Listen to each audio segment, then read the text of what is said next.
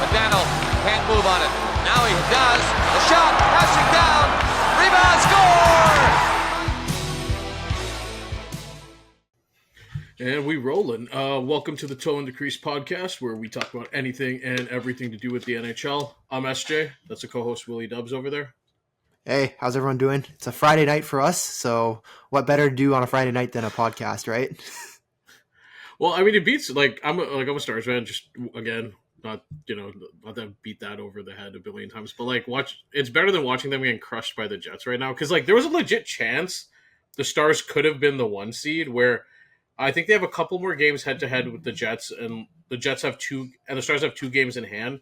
So the idea is you win all the head to heads. You get the 2 games in hand, and then it's okay, now you have a chance, right? But Hellebuyck's just putting on a masterclass, and they're getting destroyed 4-0 right now. And it looks like there's nothing they can do. Because when Hellebuyck's on, it's just over. It's like in Wayne Gretzky's 3D hockey, where the goalie just turns into a brick wall. That's what it feels like when Hellebuyck's just on.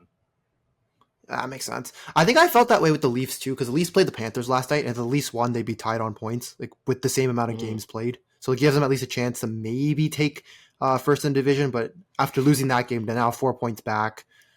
And it seems like it's going to be a Leaf-Tampa first round showing, and then whoever wins. I think both our teams are kind of boned there, because it looks like it's the Wild have just completely fallen apart because of all the injuries. So it looks like it's going to be Avs Stars round 1 and Leafs Lightning round 1, which is crazy. Well, I was going to say, your team's probably not a first round exit. I think my team is. There's a decent chance we're a first round exit. If Miro was healthy, I would say they have a good chance. But if he's coming back, off injury, it's really tricky. And then Colorado's depth has just been it. Again, it's another reason why I'm not a fan of the divisional system or we currently have, is just because I don't think these should be first round matchups, frankly. That's fair. Also, another thing, just generally, have you noticed, do you ever feel like sometimes this is as a society, we're just more wasteful? Do you have an example? I'm just trying to think of one off the top of my head. Okay, so I had to, I had a trim, so I had a trimmer, right? And there's an attachment that comes with it where it's an extra part. And so the part broke, right? And it's 3 years of use, fine, whatever. So I go search for the replacement part, and when you combine it plus the shipping cost, it's more expensive than if I just got a new entire trimmer. Oh, so it costs more to replace the one part than just get the whole piece, the whole. Yeah, and then thing. It's if you think about it, well, now do I just keep 2 of the same trimmer, even though I have a new one? Do I just hoard it? Do I throw it out? And it's just I don't know. There's something wasteful about that to me. But at the same time, it's one of those things where if it actually if it's better just for you to get the whole brand new one, you might as well just get the brand new one, right? I know, but I just see that so many times in so many areas now. I just feel generally speaking, it just feels we're more way. Not just a microcosm of it, but just the idea of how much things we do in a way that just go to waste, and it kind of sucks, I mean, I think it is what it is. I mean, there's not much you can really do about it, right? I know it's more. It's more. I feel like you're just more. Not venting, we kind of just want to rant about this kind of thing. And it's but at the same time, you're going to end up getting a new part. I honestly feel the same way with plastic water bottles too. It's man, if you ever go to any, I had to go back to the office for a day, and just the amount of just pure plastic water bottles you see. No, well, okay, as you're drinking one, it's crazy to me, especially in the age where we have these, right? We have. So what's funny for me was for plastic water bottles, I think what happened, at least when I went to school and everything, was the tap water in Waterloo was actually just downright abysmal. I don't know how to explain it. It just tasted awful, and I honestly just didn't think it was safe. So I just had plastic water bottles there, and I kind of just drank that and kind of rolled with that. I tried the tap water with the Brita filter, and it still didn't taste that great, and I was like, ugh. So I've just stuck with that ever since. It is probably wasteful. I feel like I probably could just drink tap water, but I think I just got so stuck in my ways that whenever we're at Costco, we just get that, big pack of water. Yeah. So. Or I just even think of recently, again, maybe this is all just recent and it's a victim of recency bias, this whole rant, but I went to McDonald's for breakfast and they made my order wrong, right? And so I go back and they asked to show the order that it's wrong or whatever. So I show them, right? Show them what's in the bag, what I got versus what it is. And normally, I'm not saying I should have kept it because that's not fair, but there has to be a better solution than just taking back the food, throwing it out because you're not going to give it to anybody else, and just giving me the replacement. Do you get what I mean? I'm pretty sure they normally let you keep it. At least from my experience with McDonald's, if they screw up whenever they screw up my order, they just ask me to show it, and then once they see it, they're like, okay, just give us a second. Even with like Burger King too. Like, really? give us Every the wrong time I burger. go, it's the opposite. They ask for the thing, and then it's going to get thrown out. And it's like, well, what Just is let that me have really it at least. solve? Or at least let me eat it, yeah.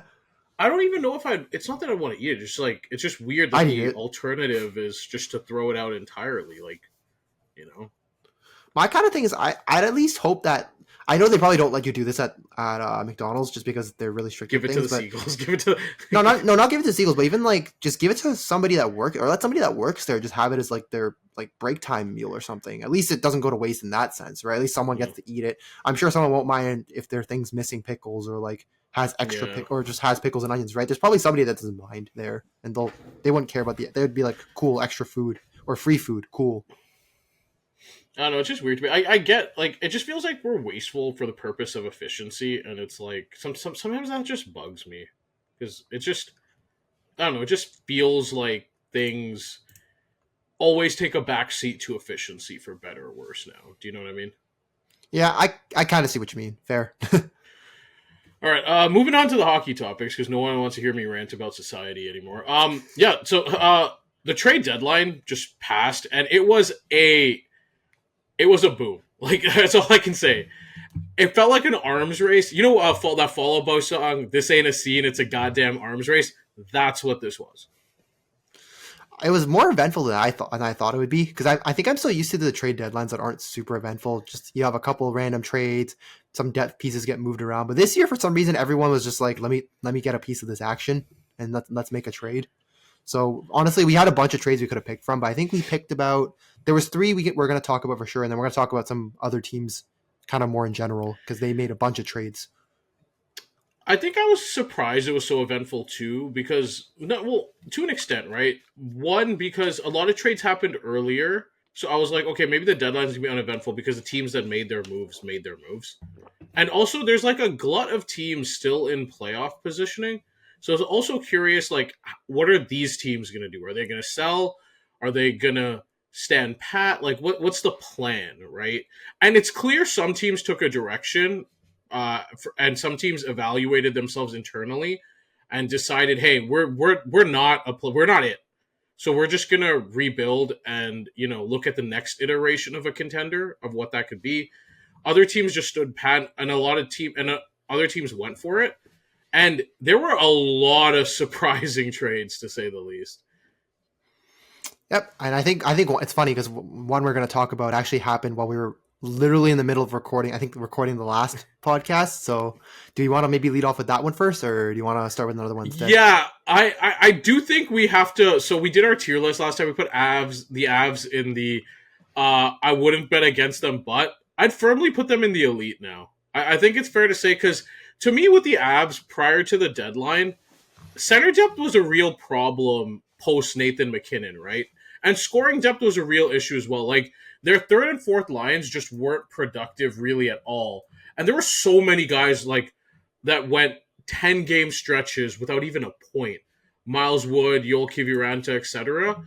And I think a big problem with that was that the way the centers lined up, where like Casey Middlestat was their second line center, he was just too inconsistent and streaky for me.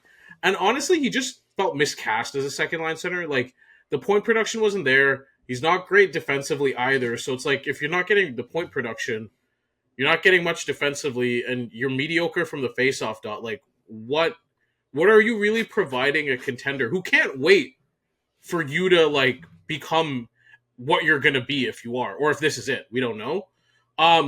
So the Avs were like, hey, we need to fix this. And they got Brock Nelson. I think he's the perfect second line center for a contender.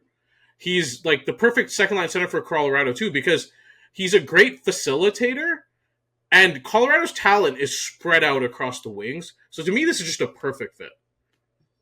I also think what they gave up for Nelson too. I mean, what they gave up for him kind of made sense. So for those who don't actually know the details of the trade, so the trade was Brock Nelson to the Colorado Avalanche, in exchange for Oliver Shillington. Not a very noteworthy piece in the trade. One of the Avs' top prospects, Callum Ritchie. I think he was the 9th overall pick. I don't remember if it was last year's draft or 2 years ago, but 9th overall pick, I think, from a year or two back. A conditional first-round pick. So the conditions with first-round picks are always weird. So I think for this pick, supposedly what's going to happen is there's two things that could happen with the pick. So basically, if the first-round pick in the 2026 draft is transferred to the Flyers, so if the Islanders... I think the Avalanche, or the pick get transferred to the Flyers due to the Sean Walker trade, or if the pick somehow falls in the top 10. So, for example, if Colorado somehow, I don't know what the heck happens, everyone gets hurt, somehow the draft pick goes in the top 10, then Colorado sends the 2027 or 2027, first round pick. But in all other cases, basically, the Islanders get the 2026 first rounder.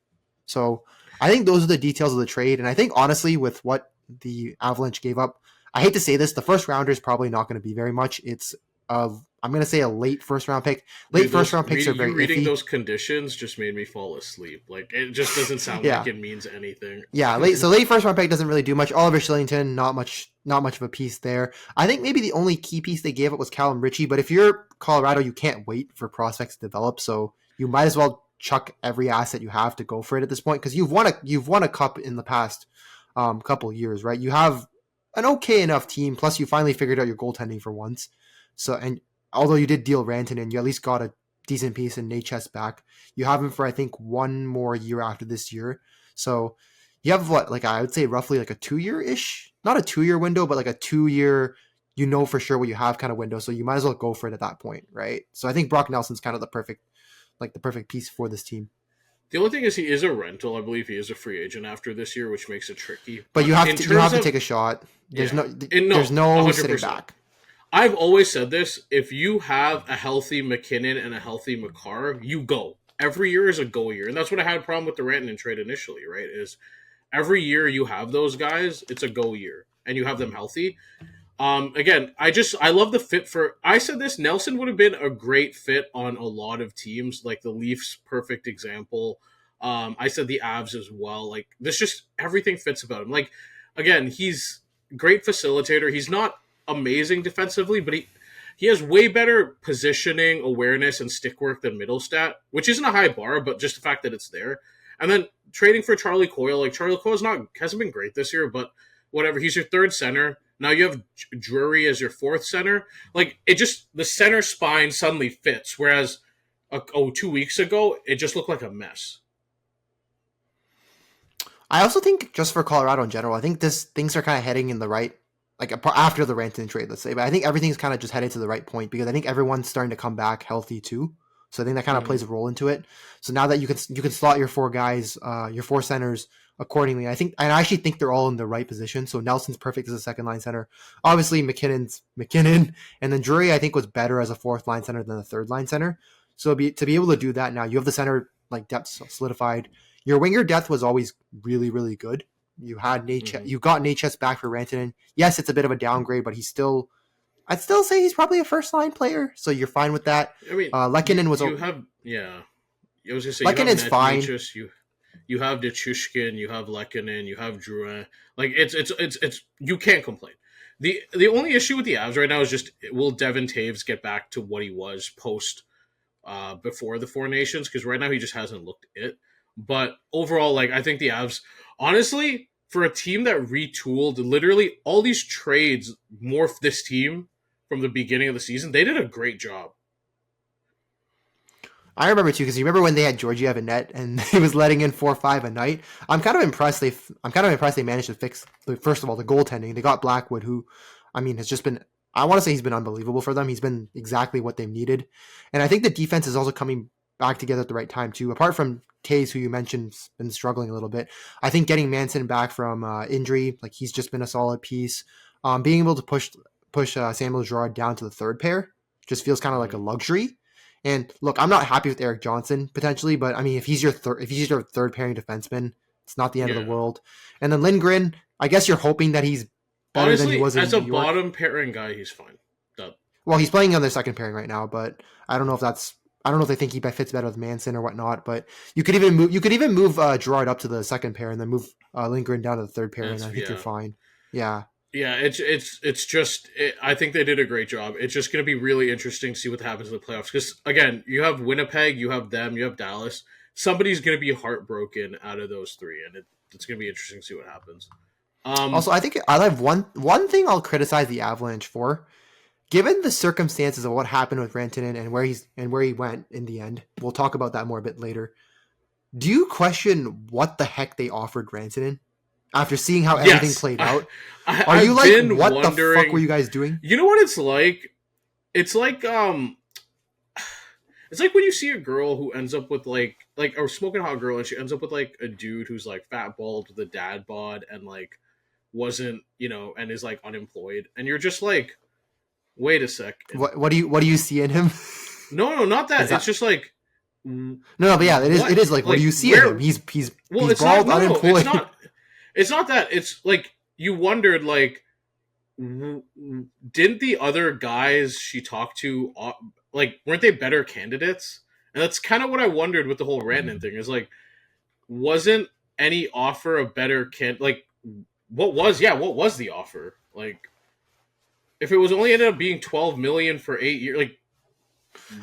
I think my hypothesis is that Rantanen's agent probably might have overplayed things. I think that's one potentially because obviously the Hurricanes were willing to offer you more. I think probably willing to offer you more than what Dallas offered you, right? Because Dallas I think ended up settling for a spoiler there, settling for 12. I heard Carolina was willing to go up to 13 or 14, so you had the more money there. So like if you're Colorado, if 12 got it done with, I guess, Rantanen in the end, either you extremely lowballed the fuck out of him, like you said, we'll give you 9 or we'll give you 10, and that's the highest we're willing to go, or his agent fucked up somewhere. I think those are the only two distinct possibilities I can think of for how everything played out. It's hard to speculate, and we'll talk about might as well just go into that trade now in a sec, but like, I feel like the last thing Colorado expected when they traded Mikko Rantanen was to have him come back, to have him in the division on the team you might play in the first round. That is crazy. I was going to say, what are the odds? Because that's, I don't know, I'm just trying to think. Can you imagine? Actually, I'm trying to think of another scenario where this happened, but it's rare for a player to get, I want to get traded twice in the same year, like a star player to get traded twice in the same year. I think the last guy I can think of was maybe Thomas. Again, another girlfriend analogy. It's like having your ex-girlfriend end up dating the guy who gave you wedgies, in grade school. Like, could have just said you're bullied, but okay. all like of all the roads Colorado thought this Rantanen thing was going to take, there's no shot in their wildest dreams they thought this was going to be it. You know what's funny too, because it's like their first thought was like, well, at least he's not in our division, right? And then they traded him out of the conference to he came back into their division too. To a team that knock on wood, Colorado struggles to beat in the playoffs. Like, okay, we'll dive into this trade now. We might as well. It's my team, so I was going to talk about this anyway. I am ecstatic. Like, I am over the moon. This is like scratching. This is like getting a scratch off at a gas station and winning a jackpot. That's what it feels like to me. For people that ask me, because after it happened, people asked me what I thought about it. This is the most talented goal scorer the Stars have had since Brett Hull. And that's not hyperbole. This is by far the most talented scorer the Stars have had since Brett Hull. Like, you don't get these types of guys. These types of guys don't become available for teams like Dallas. They just don't. Well, I was also going to say too. Not only do they not become available, usually you don't get them to extend with you too. So it's not. I think that's the bigger part of this is that you not only do you have him for this year, he's not just a rental. Like, you have him for the next. I think was it 8 years? I hope I got that right. I think it's 8 years. You have him for the next 8 years, and I mean, sure, it might hamper your cap situation a little bit later with some of the other guys like Robertson. But I hate to say this, but if I'm a Stars fan, look, I'm fine with having Rantanen, and I'm not saying I'm fine with losing some of those other guys, but like, look, if you had to tell me to choose between Robertson or Rantanen, I'm choosing Rantanen every like day of the week, right? Like, to me, this was A+ move by Jim Nill. Again, don't know how it's going to 100% work out, but I don't have the power of captain hindsight, unfortunately. But like, everything about. First of all, let's talk about the style fit here. So one of the things that Carolina is that Dallas and Colorado aren't. Colorado and Dallas are more zone control and like they control entry when they enter the zone. Carolina is a very dump and chase, win the puck battles along the boards kind of thing. And if you watch Rantanen's games with Carolina, he tried to do that, but he's way better on teams with controlled zone entries. And he's big, but he's not a physical player, right? Like he showed signs of it in his rookie year, but really he uses his size to like get his shots off at very interesting angles. And that's kind of his power.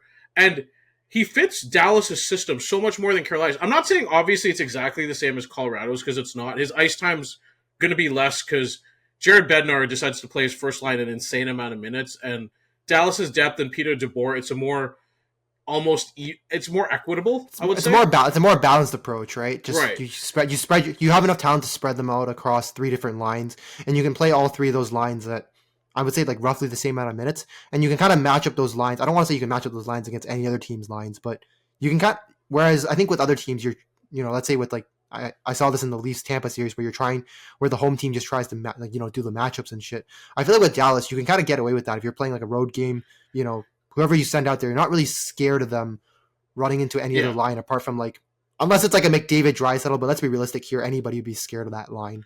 Like 100%. Like they all the forwards get less than 20 minutes. They save 30 for Miro Heiskanen. That's just literally what it is. But it's a perfect fit. Also, Hintz versus Aho is interesting. Hintz is Hintz when he breaks the zone, he breaks it with speed. He's not McKinnon, but the way they play is similar. In terms of how speedily they enter the zone and stuff like that and what they do when they're there. Aho's a lot more methodical and mechanical with it. And I think the Hintz-Robertson pairing fits Rantanen a lot more. I think the system fits him a lot more. I don't think there's as much pressure on him to acclimate right away either. Because, again, you have guys stacked throughout the second and third. You have, like, Wyatt Johnson. You still have Matt Duchene. You still have Dadonov. You still have a lot of quality players on the team. And the biggest boost that Rantanen provides is the Stars' power play. Because if you watch the playoffs last year, one of the Stars' biggest issues was scoring on the man advantage. Like, watch that Edmonton series again. They could not buy a goal 5-on-4. And they've constantly had issues with it throughout the regular season. It's why this Fire Steve Spot thing has been such a big thing amongst Dallas Stars fans. Rantanen addresses this significantly. And if anything, if he causes the power play just to be better on its own, that is an immediate win for Dallas. Because that's one of the things that's been plaguing them. And then, again, you combine the fact that... Because my issue with this trade, too, initially was, well, if it's a rental, Miro's not healthy, Harley was hurt, like, Bichelle was out for a bit. Like, there's been... Hintz is out for a bit. There's been issues with the team here and there with how healthy they've been. This isn't just a trade. Yeah, it's not just a rental, right? I think now that I think what makes this like trade us like a slam dunk trade is the fact they got the extension. Because I think without the extension, there's a lot of question marks, right? Obviously, you're missing your best defenseman, so that doesn't help there. Harley, I think, was a little bit banged up too, and I think same thing with Bichelle, right?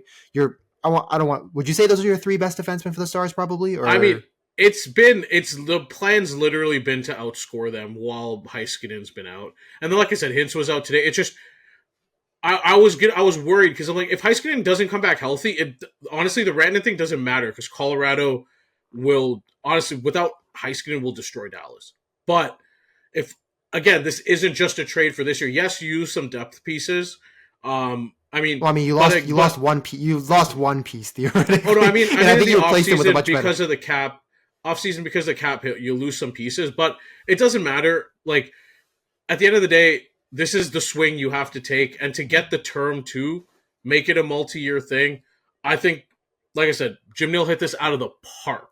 I think the general rule is, look, let's be realistic here. You get the star players, and then you figure it out around them. So you have Rantanen now. Let's say you lose Granlund in the offseason, or you lose, I don't know, like I could just name a couple pieces here and there. You can kind of figure out those pieces and you could plug and play, and you'll probably be fine if you're the Stars. Also, how many times do we complain about like the team, or not complain, talk about teams that are like that have all the pieces but don't have the studs, right? And it's like, anytime there's a stud available and he's not over the hill, you just go. This is literally the definition of the, that, like I said, that future enemy. It's like the shut up and take my money. Like that, every team that has that problem where you don't have that stud should be shut up, take my money. I want this guy. And it's interesting too because it adds such a different element to Dallas, where it's just a guy who, like, I thought Robertson would be this guy, and I think he's a decent goal scorer, but he's not on the same level as Rantanen. It just adds a guy who can bail you out of, again, power play or 5-on-5 situations just with his shot.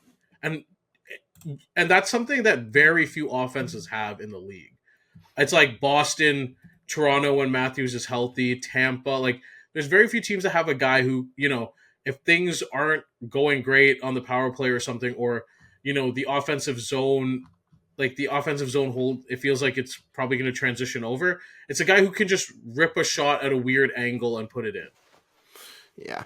Just to clarify the Stars power play, I think obviously Hintz is out right now, but I'm assuming the power play would probably be Rantanen, Hintz, Robertson, Johnston, and I'm assuming Heiskanen is healthy. Yeah, exactly. Or I guess Harley, if you really decide that you think he's better at running it than Heiskanen, right? Okay. Just wanted to clarify that because I was looking at I was taking a look at the lines and I thought it was weird to see Duchesne there, but I think that's just everybody's hurt. Yeah. Yeah. Let's talk a little bit about Carolina's return, though. If you're Carolina, I mean, I don't want to say you did the best you could given the situation, but I think that return is, it's not great, but people kind of, with the Rob Brindamore thing that came out where he said that Rantanen told them that, he wasn't planning to sign here.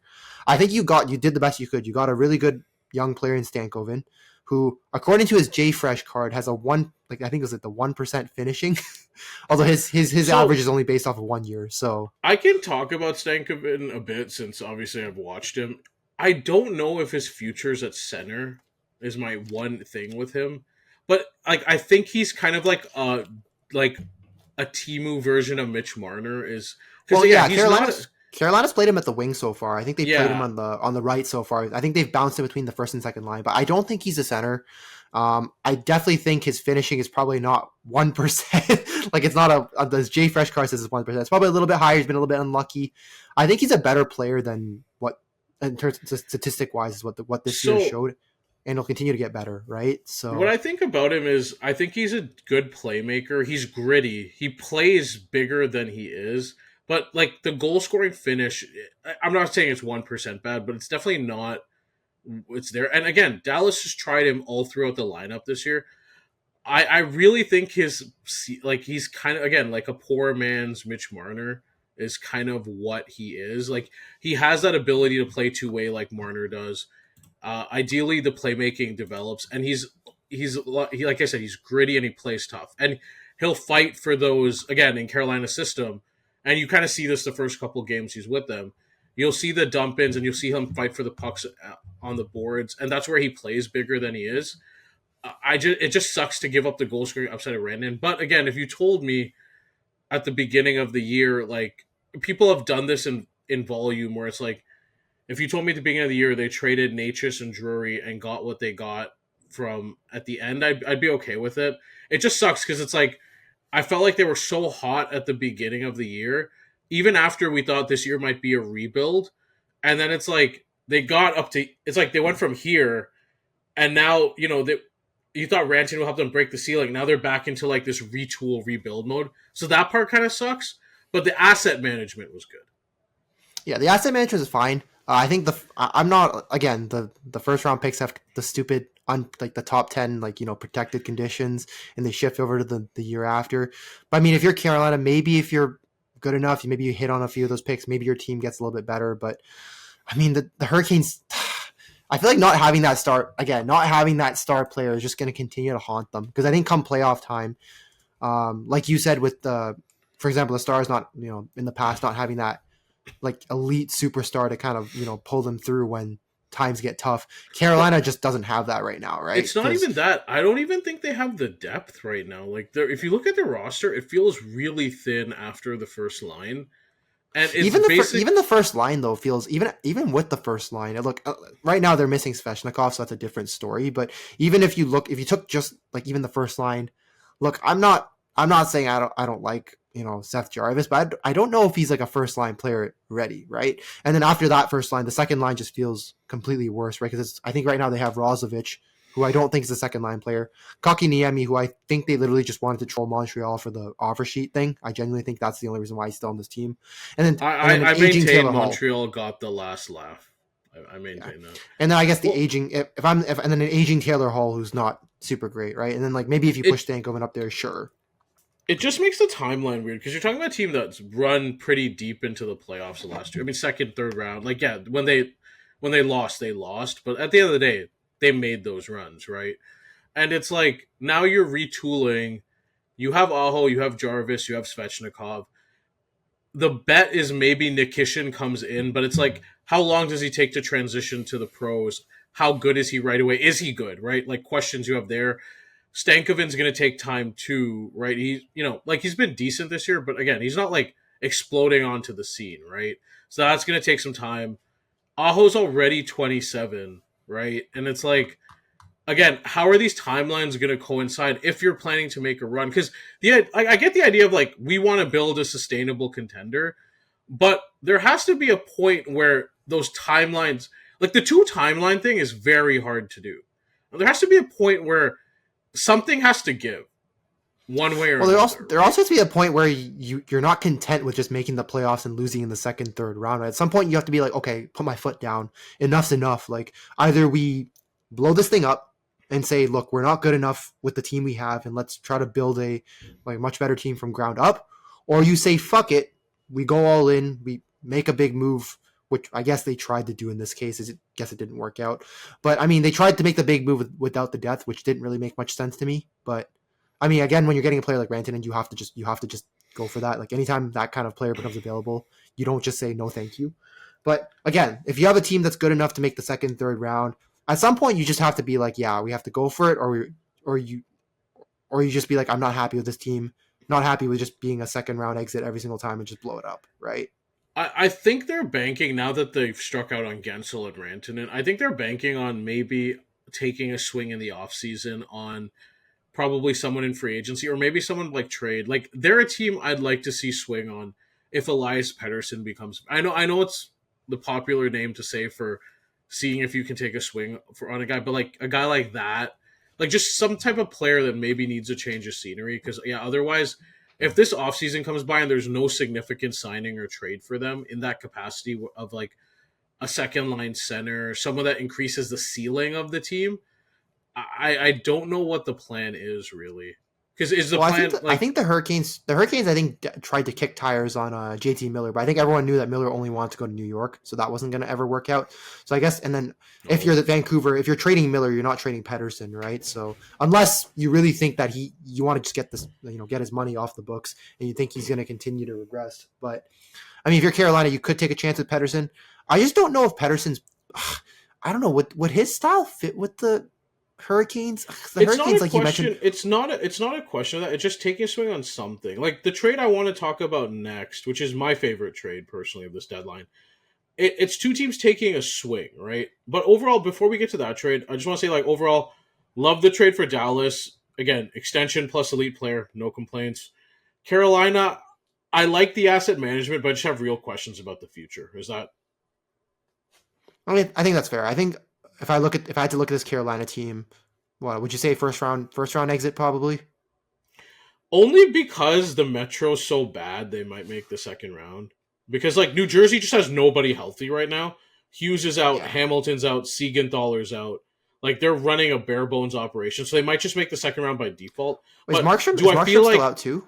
Is Markstrom still out too? Is he back now? But I'm not sure. Okay, there's another one to add to that list. Okay. My point is, like, if you ask me on a regular 1 to 8 seeding system, yes, I think they'd be a first round exit. But this year, I think they'll make the second round before bowing out for sure. See, again, another issue with the whole divisional playoff thing. Teams that should be first round exits get an extra round because of it's so bad right now. Don't get me wrong, Columbus is a great story, but every metric tells you it's unsustainable, and the personnel, the depth tells you it's unsustainable. But like, honestly, if they get to the playoffs healthy, they have a chance. How far do you think they could go if things go right in their way? Do you think even I don't think cup finals, but like I think like what second, third round is probably things could. No, definitely not the cup final. Like again, I think there'll be cannon fodder for whoever comes out of the Atlantic, or whoever comes out of the Atlantic. Emphasis on that. But I think like you look at the division standings right now. They're firmly in that like.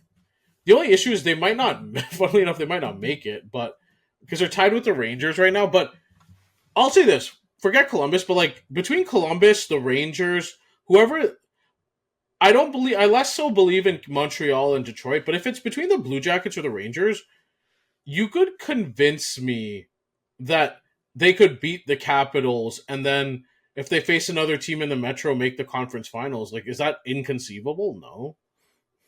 Possible. I mean, I think I don't know, maybe it's just me. I'd want to root for them, just obviously for everything that happened to the Blue Jackets this year and all they've had to go through. Part of me would just want that to happen, just because it'd be a great story for hockey in general, just to see. It's unsustainable, but the way the Metro is, you can talk. I'm not saying it happened. You can talk me into it though. Give me a couple beers, maybe a couple Irish car bombs. You can talk me into it. You know what's funny? I was looking at this. This is kind of funny just to point this out. But after like the top 3 teams in each division, I thought you were gonna say something funny about Irish car bombs. I was like, okay, I just want to see where this was going. But no, okay. So I was looking at it. Every team that's like either fighting for the wild card or probably gonna miss the playoffs. I think out of all the teams, even though you've mentioned Columbus is like the unsustainable one, I think they're the only one with a positive goal differential. Like I think every other team in their goal differential is 0. Columbus?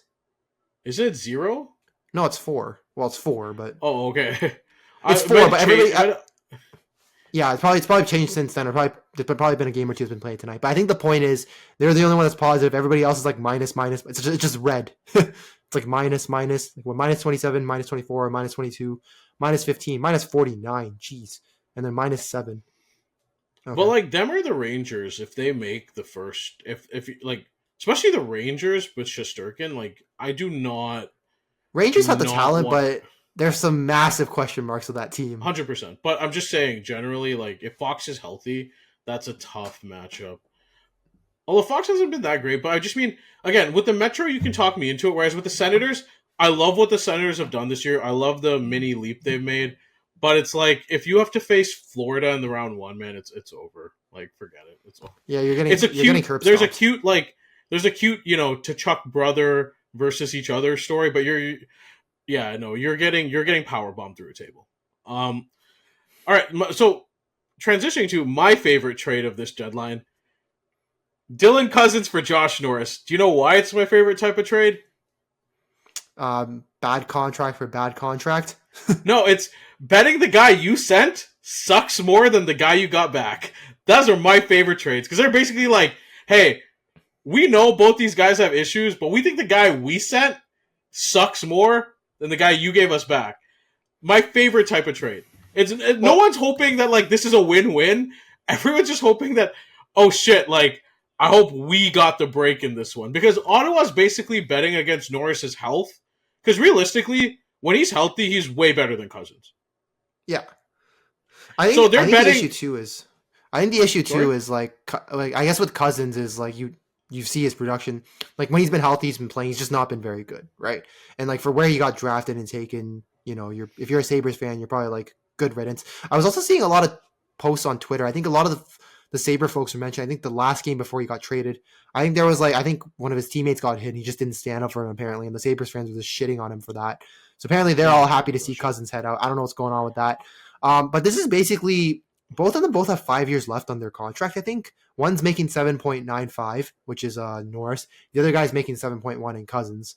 So the way I see it for Ottawa is you're sure make minimal cap help, and you're basically hoping either Cousins is like at least the same as Norris in terms of production. Like you just hope you're paying them a little bit less, same production, or you just hope that Norris just gets hurt a shit ton, and then I just think that's what it is. At the end of the day, it just feels like a bet. Like I said, Ottawa's betting against Norris's health because he can't stay healthy. Even this year, like he's been really good, still has missed time to injury.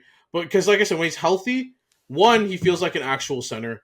2, he plays a physical style that Cousins really like.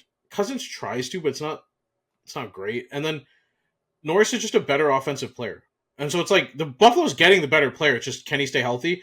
And then Buffalo's betting against Cousins, finding an uptick in his shooting production. Because Cousins is one of those guys who, like, the metrics like him because he's a solid possession player. And, you know, he shoots a decent amount. Sorry? Well, he doesn't shoot it well. He doesn't shoot it very well, though, does he? That's the thing, right? But he shoots it, like, he's one of those weird guys, like, he's decent from the dot. He shoots a decent amount. He shoots a decent amount volume-wise. And he's a solid possession player, but, like, it's where he's shooting it from. It's that he's not a great shooter. And, honestly, a lot of times long-term, I feel like he's a better wing than a center. Because his aggression, I don't know, he doesn't sustain the aggression enough for me as a center. And the physical play. So again, I love this trade because it's just two teams saying, hey, we don't believe in the guy we have, so we're going to send him to you to take the guy you don't believe in. Maybe it's I see it more as a bad. I see it more as like a meh, like a bad to meh contract for bad to meh contract. Because one player, like in different ways, right? Because one's a bad contract because you paid the guy this much money, but he's never there for you. The other one's you paid this much money for this guy and he's not worth that much money, right? I think that's two different situations. It's kind of bad to meh contracts. Really. Also, one thing Buffalo needs to stop doing is paying guys after outlier seasons. Like, if you go over their contracts, the contracts they've signed, it is ripe with it. I like Tage Thompson, but like they basically paid him after the outlier season. Cousins did the same. Matthias Samuelsson, they just do this with everybody on the roster. It's like, hey, Buffalo's the king of. You have one good season, and you can take it to the bank. I'll just say this, like I'm fine with the Thompson one, like at least for what it is. He's still a point per game player this year. I think the Cousins one and the Samuelsson one, yeah, I'm definitely on board with those two. Just have been complete misses. The Thompson one, I'm okay with. Like I'm fine with, given how it turned out. Although I don't know if that's more pure luck. It just he's a. Again, I have no problem with the Thompson one either. It's just a pattern of what Buffalo does, and it's like it just hasn't worked for the most part. Like, Thompson might be the only one it's worked for, and they just always do this. And I don't understand. And here's the thing, I'll say this. Like, I do like the trade a bit more for Buffalo, just because I think, at the end of the day, if I'm going to take on a bad contract, just give me the better player. Like, that's it. And honestly, depending on where you play Thompson, like, Norris can play first-line center role for them if Thompson's going to play the wing. Like, he can supplant Kulich. It's not impossible. But like Kulich and Norris aren't bad as centers, and if you want to put Thompson at center and shift one of them and shift Kulich to the wing or something, that's something. Or you can, if you want to go like Thompson, Norris, Kulich, Thompson, Kulich, Norris, that's also something. Whereas like Cousins for me, just I don't know where he like really fits on the roster long term. Personally, he started hot a little bit for Ottawa, but overall, again, I love the trade because of what it signifies, but I do think Buffalo won it. Yeah, it's funny. It's funny you say that because there's a nice handy article that came out 9 hours ago saying Sabres Josh Norris being evaluated for injury. So I'm kind of inclined to say Ottawa might be the one winning so far because it seems like, I hate to say this, but their bet of the guy being injured has so far somehow worked out. Man, it's so sad. Remember when Norris had that year with Ottawa where you're just like, this guy's the future number one center for this team, and it sucks, man. I had him in fantasy that year. Yeah, he was pretty good that year. I just hate when guys like that get hurt because it's like there's just so much potential. I hate when guys get hurt in general like that, but it's just when it's. I think it's worse when you see when you know what they're capable of, but the injury stopped them from being that, right? Yeah. Whereas, like, at least if you get injured and you're an established player, like that's fine. Whereas with him, it's more you thought he'd be a lot better, he would get a lot better after that. Yet somehow he's hurt. It's the shoulder. I think it's just the shoulder. Mm-hmm. I feel like it's just the shoulder. It's just fucked. Yeah, no, pretty much. All right, moving on to the next trade. So the other Ottawa trade, I actually feel different about this than most people. I like this trade for both teams. The Zetterlund trade. Trade? Okay, no, I'm gonna disagree. I don't like this trade one bit for the Sharks. I don't understand the point of giving up an asset in Zetterlund. Okay, here's my take, right? So San Jose just clearly doesn't value Zetterlund in their long-term plans. And here's the thing. If you believe in that assessment, that's fine. Because at the end of the day, like, as you know, as good as Zetterlund's been in flashes, the guy's averaged less than 0.5 points per game on one of the worst teams in the league. Like, and he's not even a consistent first line guy on that team. So, like, you know, and he's already 25 coming up for a contract. So I don't mind that they sold on him. I do think they should have got a little. I think the issue with it is what people look at is maybe they should have got a lot more in the Meyer trade at the time, because from that trade now, basically Mook is all they have left. But overall, if you don't value him in your long-term plans, I'm okay with the trade for them. I think for Ottawa, it's like a fine middle six asset to add to your other middle six assets. Like, I think he fits in well on, like, you know, maybe your second, third line. And he fits your timeline a bit better because Ottawa's firmly in a playoff spot. San Jose's probably 2-3 years from competing. So I'm okay with it. Like, I have no problem. I think for me, it's more what they got back for Zetterlund, right? Like, I'm not a fan of Ostapchuk. I don't think he's going to develop to be much of a player. Noah Gregor's bounced around the league multiple times. I've seen him on the Leafs. I've seen him on a bunch of other teams. He just never does anything. I guess if you really value that second, if you really value that second round pick, sure. The problem is, like, I don't want to say the Sharks to me haven't been great with drafting. I hate to say this. It's easy to draft when you have a top 5 pick for the most part.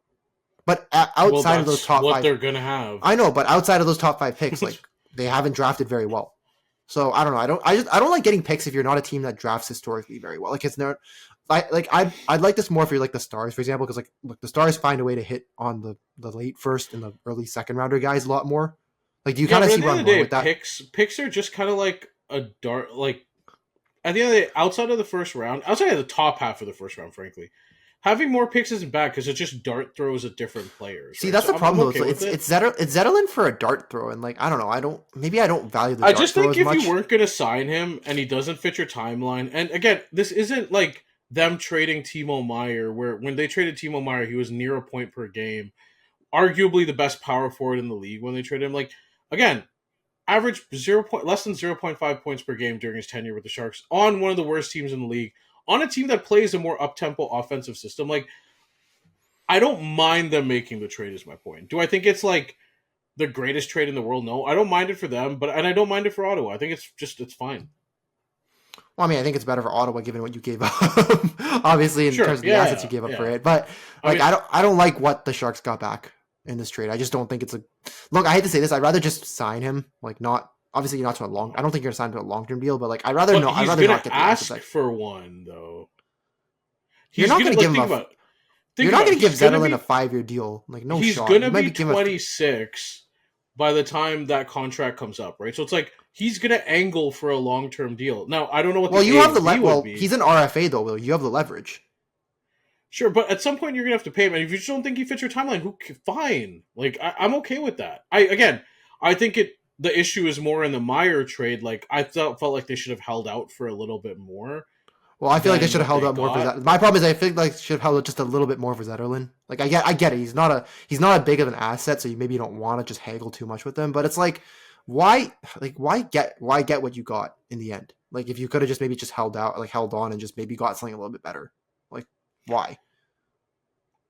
I don't know. I just overall, I don't. I guess if you value the prospect guy and, you know, you just don't think he fits the long-term time frame, I'm okay with it. Like, that's just what it comes down to. Fair, but I'm just gonna say you're hearing it from me first. I don't value the prospect.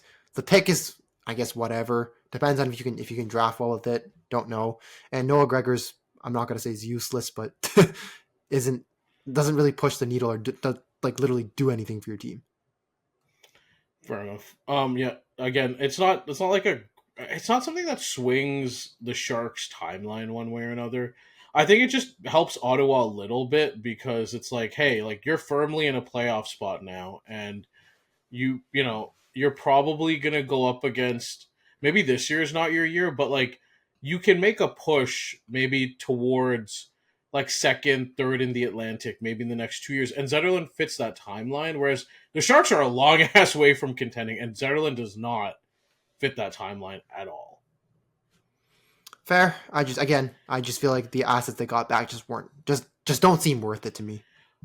I don't know. I like, to me, I'll give deference to Mike Greer on asset management after what he's done this year, because like the Wallman trade, which we'll talk about now, is like that's just a master class in asset management. Like he basically got a pick for taking him on, and now he traded him.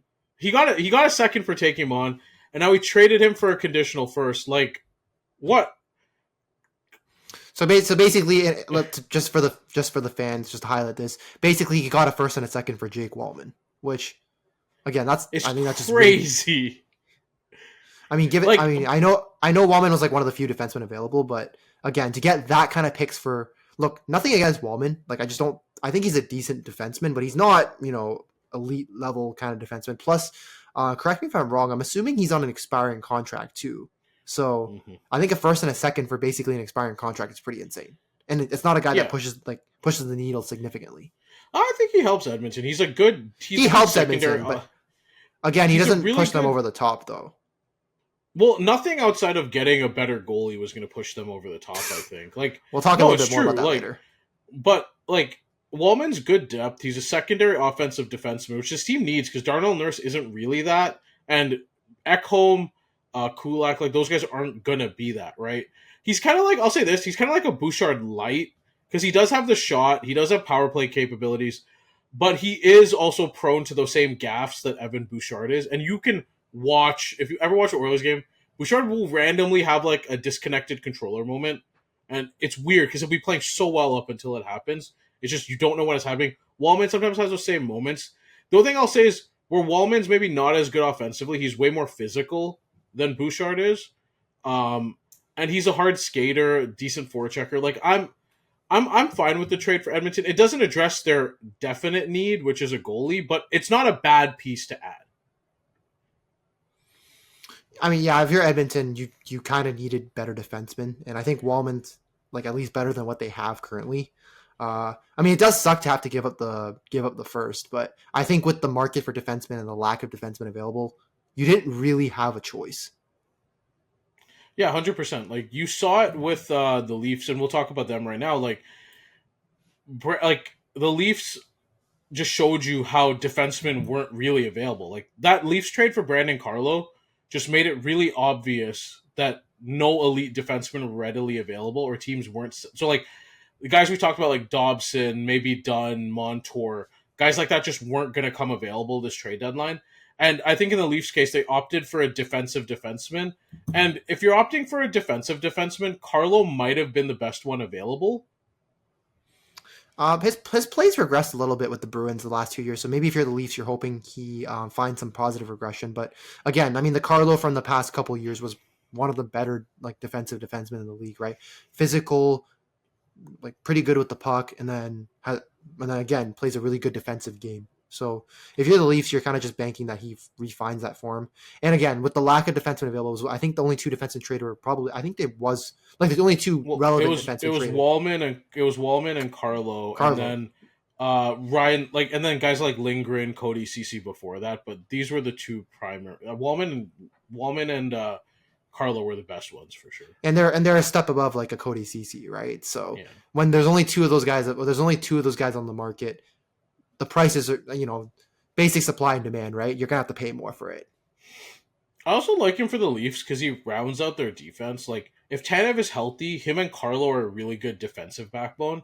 And then you have OEL plus Riley for the offensive contribution. Jake McCabe's been solid for them this year.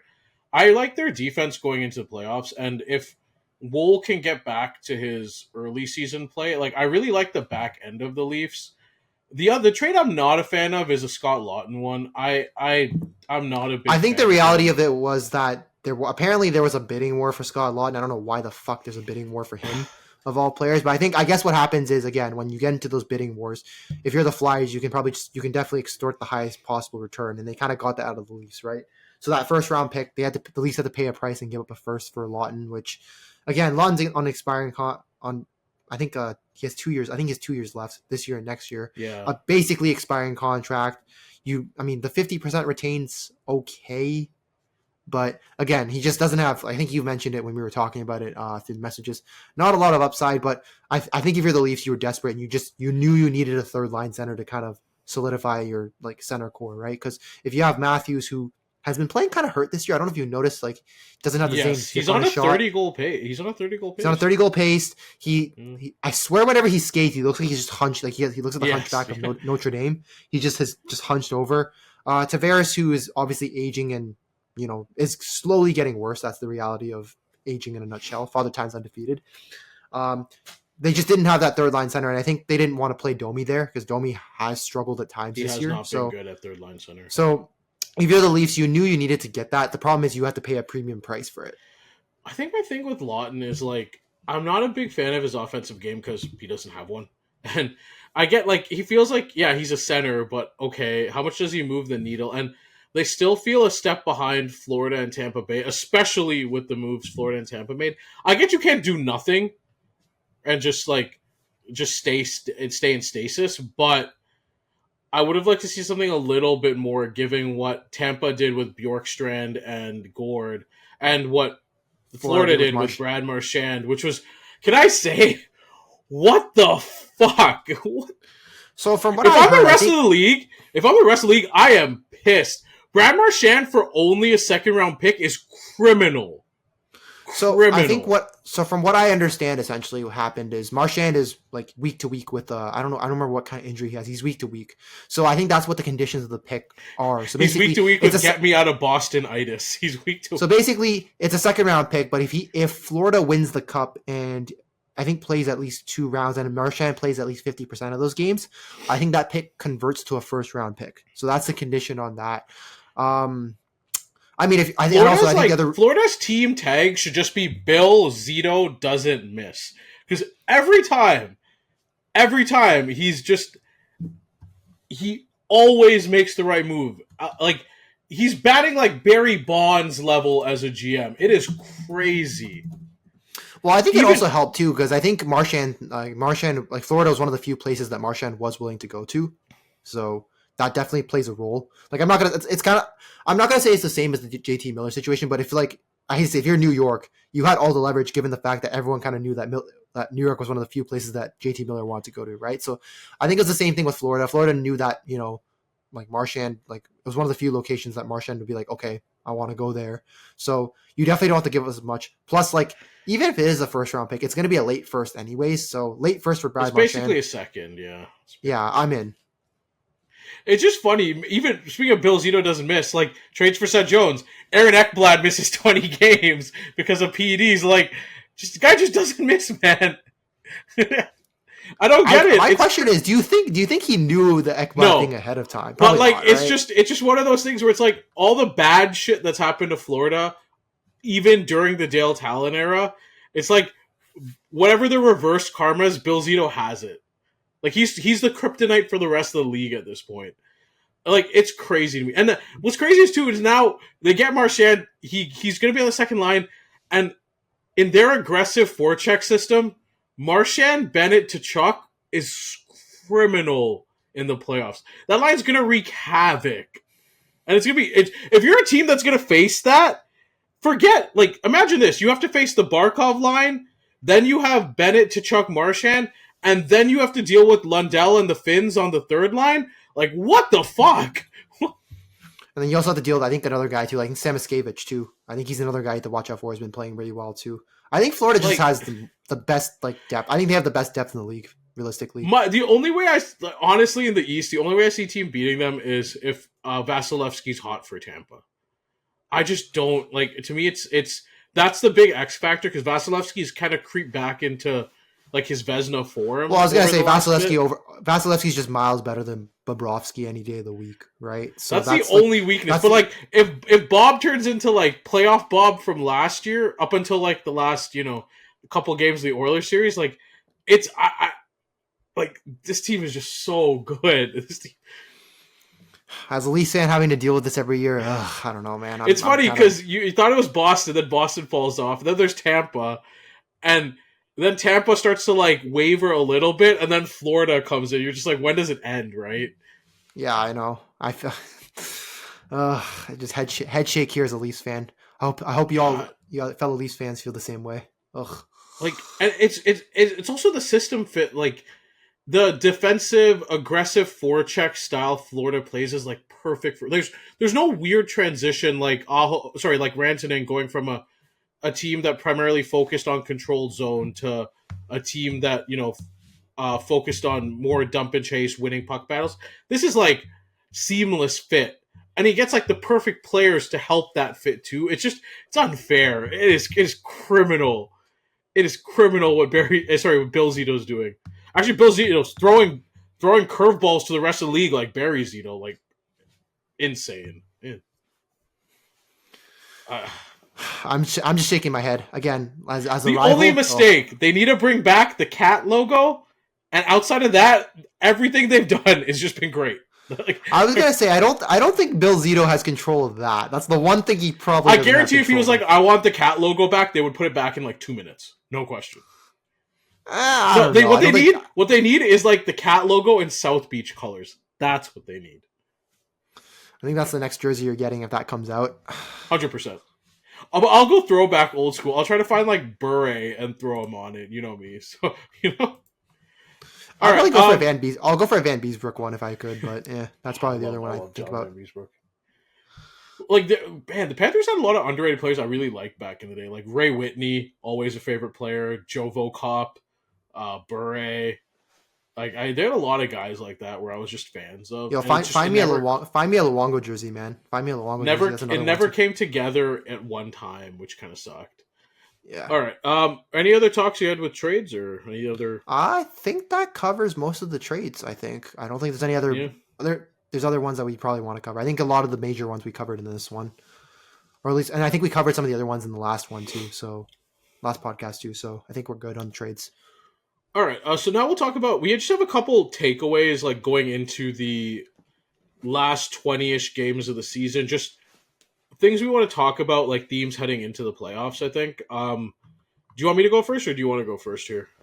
We'll start with you, I guess. Let's see which one you have first to bring to the table. I feel bad about doing this because people are just going to say I'm beating up on this team, but like, what the fuck are the Red Wings doing? Can I say this? One thing I liked about the trade deadline is teams made decisions for the most part, right? Ottawa was aggressive and made moves in the positive direction. Boston admitted they weren't it and decided to rebuild. Like the Canadiens, it's fine because they just have a young core, so it works. The Flyers made the decision to kind of rebuild. The Isles made the decision to rebuild. A lot of teams made decisions one way or another as to what their plan was or their trajectory was going forward, right? The Red Wings were one of the teams that just did nothing. They signed Mrazek to be a... Sorry? Well, yeah, I was going to say they basically, not only did they do nothing, they actually helped someone in their division because they helped retain cap for Tampa in the Yanni Gourde trade, right? So not only did you help someone in your division, which is even worse, the one trade they didn't make any sense at all. You give up a young center in Joe Veleno, who I guess they probably just didn't believe in. You acquire a goalie in Mrazek when you already have Cam Talbot and Alex Lyon. So I don't know why you traded Ville Husso. Yeah, you traded Ville Husso, and you acquired Craig Smith, who just doesn't really move the needle. Like, what if you're the Detroit Red Wings? Like, what are you doing? First of all, second of all, I think it's kind of been proven right because I think they've lost eight straight games in regulation to fall out of a wild card spot. It's been brutal. They're 3-7 in their last 10, and what's crazy is they're only 2 points out of a playoff spot despite that, which shows you how good they were playing under McClellan. But it's like, okay, cool, you signed Mrazek to be a backup goalie if Lyon's gone, but that's it. And it's like, what's the plan here? Like, are you trying to make the playoffs or not? Because right now you're in that weird spot where I'm not saying you have to go all in, but can you try to get a cost-controlled upgrade or, like, any upgrade? Because here's the thing. While they've been good, like, they've been in playoff contention, they're really weak 5-on-5, and they have an all-time bad penalty kill. And those are things you can address, right? I think the other problem, too, is, like even though they still hold the wild card spot at this time, is I hate to say this, but they're just less talented than the other teams that they're fighting against. Like the Rangers, for example, just have a boatloads of talent. They just get, I hate to say this, they're just blessed whenever the trade gods just decide something needs to go, just bless them up. The Ottawa Senators have a boatload of offensive talent. Plus their goaltending seems to be finally sorted for once. The Blue Jackets apparently all their young players have just decided, hey, let's score. And then again, Monahan before he was hurt was doing great. Plus, somehow Fantilli's decided, hey, I'm gonna play like a top 3 pick now. And then sure, apart from them having nothing else, like maybe like Werenski on the back end, like the rest of their back end's not great. Their goaltending's not great. But even their goaltending for Columbus is kind of, I don't want to say it's slowly figured itself out, but like Mersleskin's been decent. I hate to say this, but like every other team's somehow more talented than the Red Wings.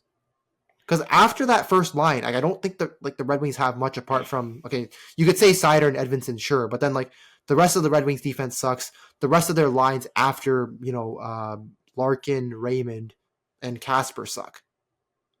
It's just weird because it's like they could find themselves potentially slightly out of playoff spot, but not far enough to get a high pick. And then it's like, if this is the trajectory of this team where they're a borderline playoff team, even going forward, like unless they get a major signing, they're basically just relying on rookies and young players to fill significant roles. And plus, without elite, they don't have the rookies to fill that. They don't have the talented rookies to kind of come in and do that. Because like if you look at their like prospect system, I'm not gonna say it's bare, but they don't have those elite rookies coming. It's not like a San Jose situation where you're gonna draft high and you're gonna have someone come in, right?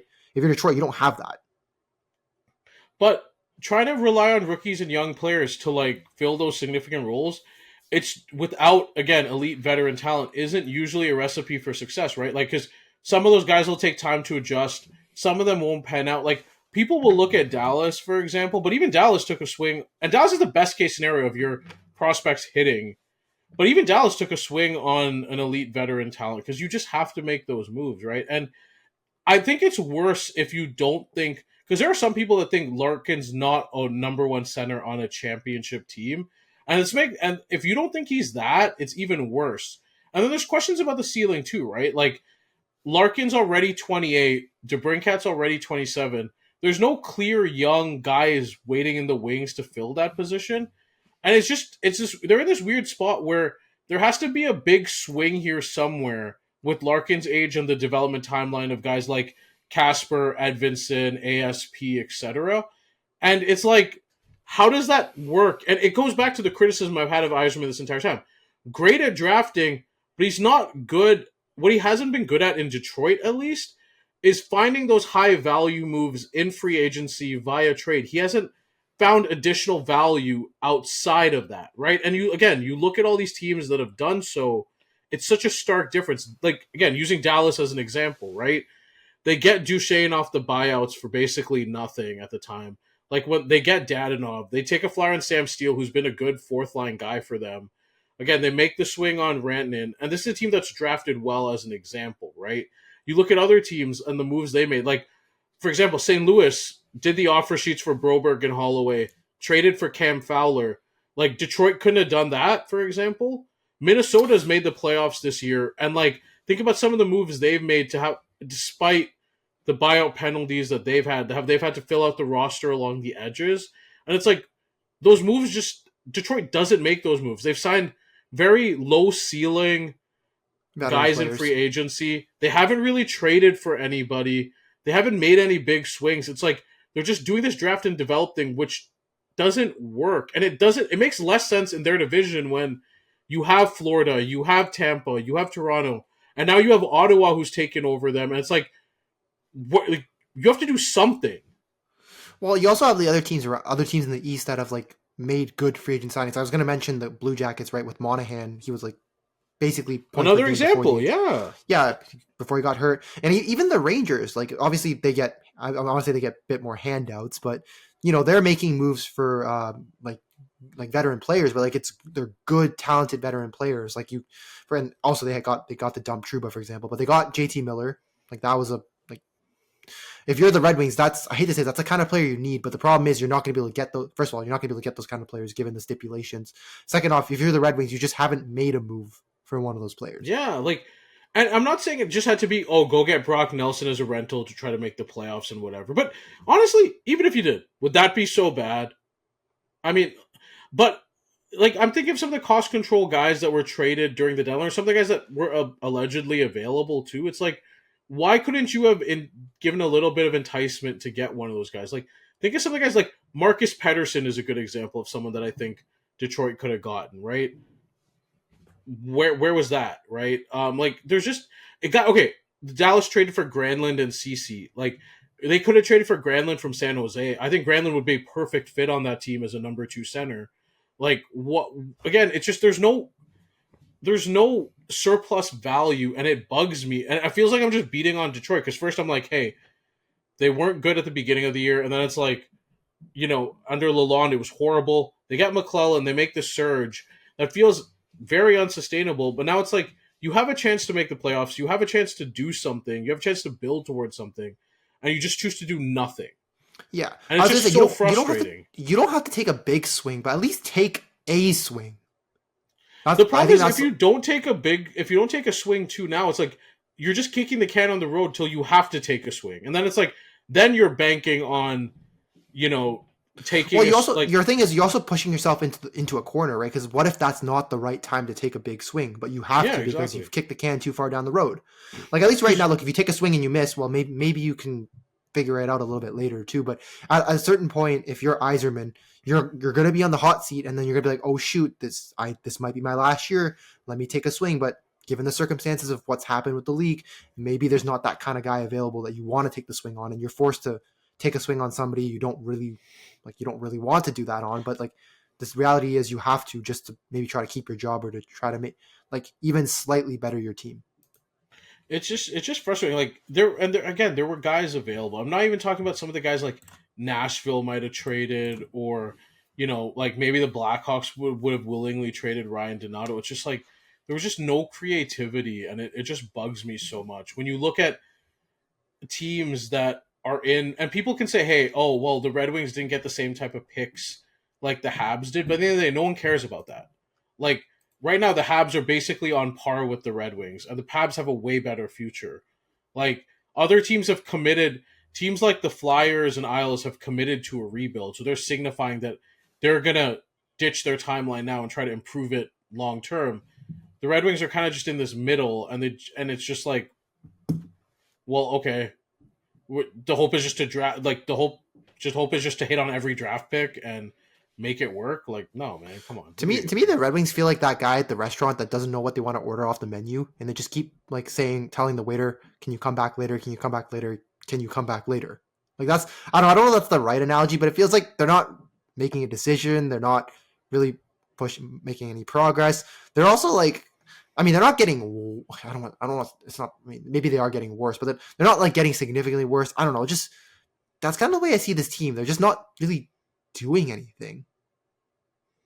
And it sucks because when you hit on your draft picks, like, that's when you can make aggressive moves because you have those guys locked up long term. Like, you have Seider. Edvinsson looks good. Like, I'm a big Edvinsson fan. Like, obviously you have Larkin. Raymond looks great. Like, Kasper's, I don't know what he's gonna be, but like, overall, like, the guys you've picked in the first round have been good picks. I'm not like, I can't deny that. But it's like, you have to supplement around those guys with free agency, with trades, and you've done none of that. And I'm a Red Wings fan, the problem is you can't become a better team by just hitting only on your picks and doing nothing else. It's just not sustainable to build a good team. Because you're not going to have enough of those picks. At a certain point, you're not going to get enough high quality picks to be able to do that consistently. Yeah, you got to grease the wing wheel. Like, that's just what it comes down to, right? All right, what's your topic there?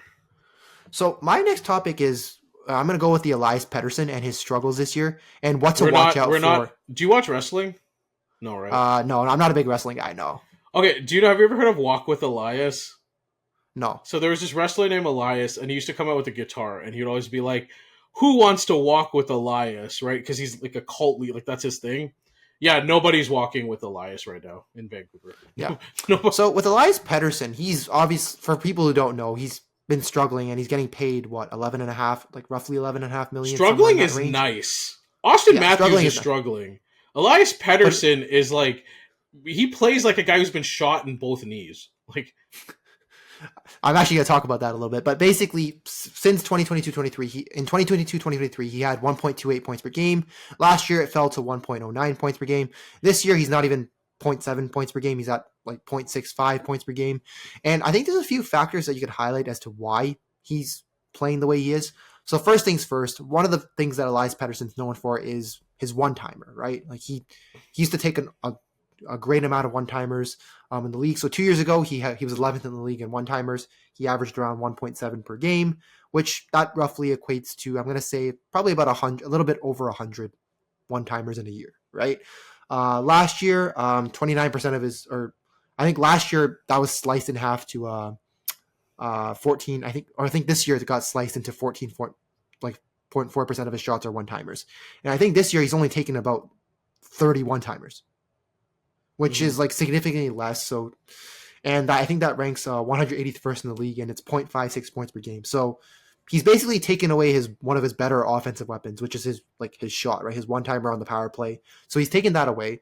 The second thing is, so there's a metric called offensive generating plays. So basically this accounts for passes and carries to the slot. It accounts for passes for one-timers, outside shots that generate rebounds, and then other events that basically lead to goals and assists, right? So when he had that 100-point year, he averaged about 10.3 offensive or offense generating plays. So that ranked him 17th in the league, and that was right behind Evgeny Malkin that time. So this year, he's 83rd in the league, and he's only averaged 7.43 of these types of plays.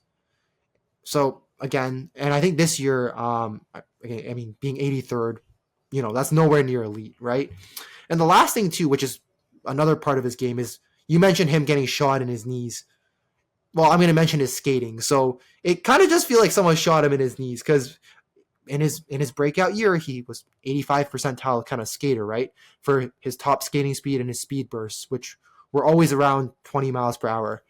This year, I don't even think he's league average in his skating. So his top skating speed is 21.58 miles per hour, which is not only below the league average, it's actually below the 50th percentile. So he's not even like in the top 50 in terms of fastest players. And I hate to say this, his speed burst too, that's also below the 50th percentile. So in a nutshell with Pettersson, he's lost his skating just isn't good. He doesn't shoot enough. So I think that's the next thing I'll talk about. He has just 92 shots this year, so he'd be on pace for, I think, 143 shots, which is just not enough for a first-line forward. If you're a first-line forward, you need to be shooting at least 200-plus times minimum. To only hit 143 is crazy. So that'd be 114 less shots. Is we saw the decline. So last year, after he got the extension, the production just wasn't there, and it carried into the playoffs where, again, the production just wasn't there. And now it's gotten worse this year. And it's like, if I'm Vancouver, it leaves you in a weird spot, because now you're concerned. It's like, we traded Miller, who's been red hot since he got to New York. So we traded the better player to take a chance on the younger player. And the younger player hasn't performed. And now it's like, well, what do we do with this team? Because if he's not going to be that guy, we're in trouble. Our timeline is in trouble, because not only are you in trouble, but you're paying him that much money, and then the no trade clause or the no movement clause kicks in, so you're stuck with him. So if you're the Canucks, you're seriously considering, hey, do we just trade him and just take our loss at this point? Because the reality is, if you don't trade him and then next year he continues down the same path, you're stuck with him, because let's be honest, no one's going to take that fucking contract. And the reality is the few teams he'd waive his no movement clause to move to probably don't want to trade for him. Yeah, I think what's tough with him is just okay, it's not Rantanen. The production wasn't there with Carolina, but every advanced metric, he was shooting at a high clip. His expected goals for percentage was high. His possession percentages were high. So you're okay, even if he's not happy in the system, even if he's not giving his max effort, he is also getting unlucky, and you see the potential for progression. I'm stuck with Pettersson, because I just, at minimum, you think he'd at least start shooting more, and he's shown no proclivity to do that. So I don't know. It's bad, because his coach in Tocchet literally called him out and said he needs to shoot more. And I find Rick Tocchet is telling you need to shoot more, you need to shoot more.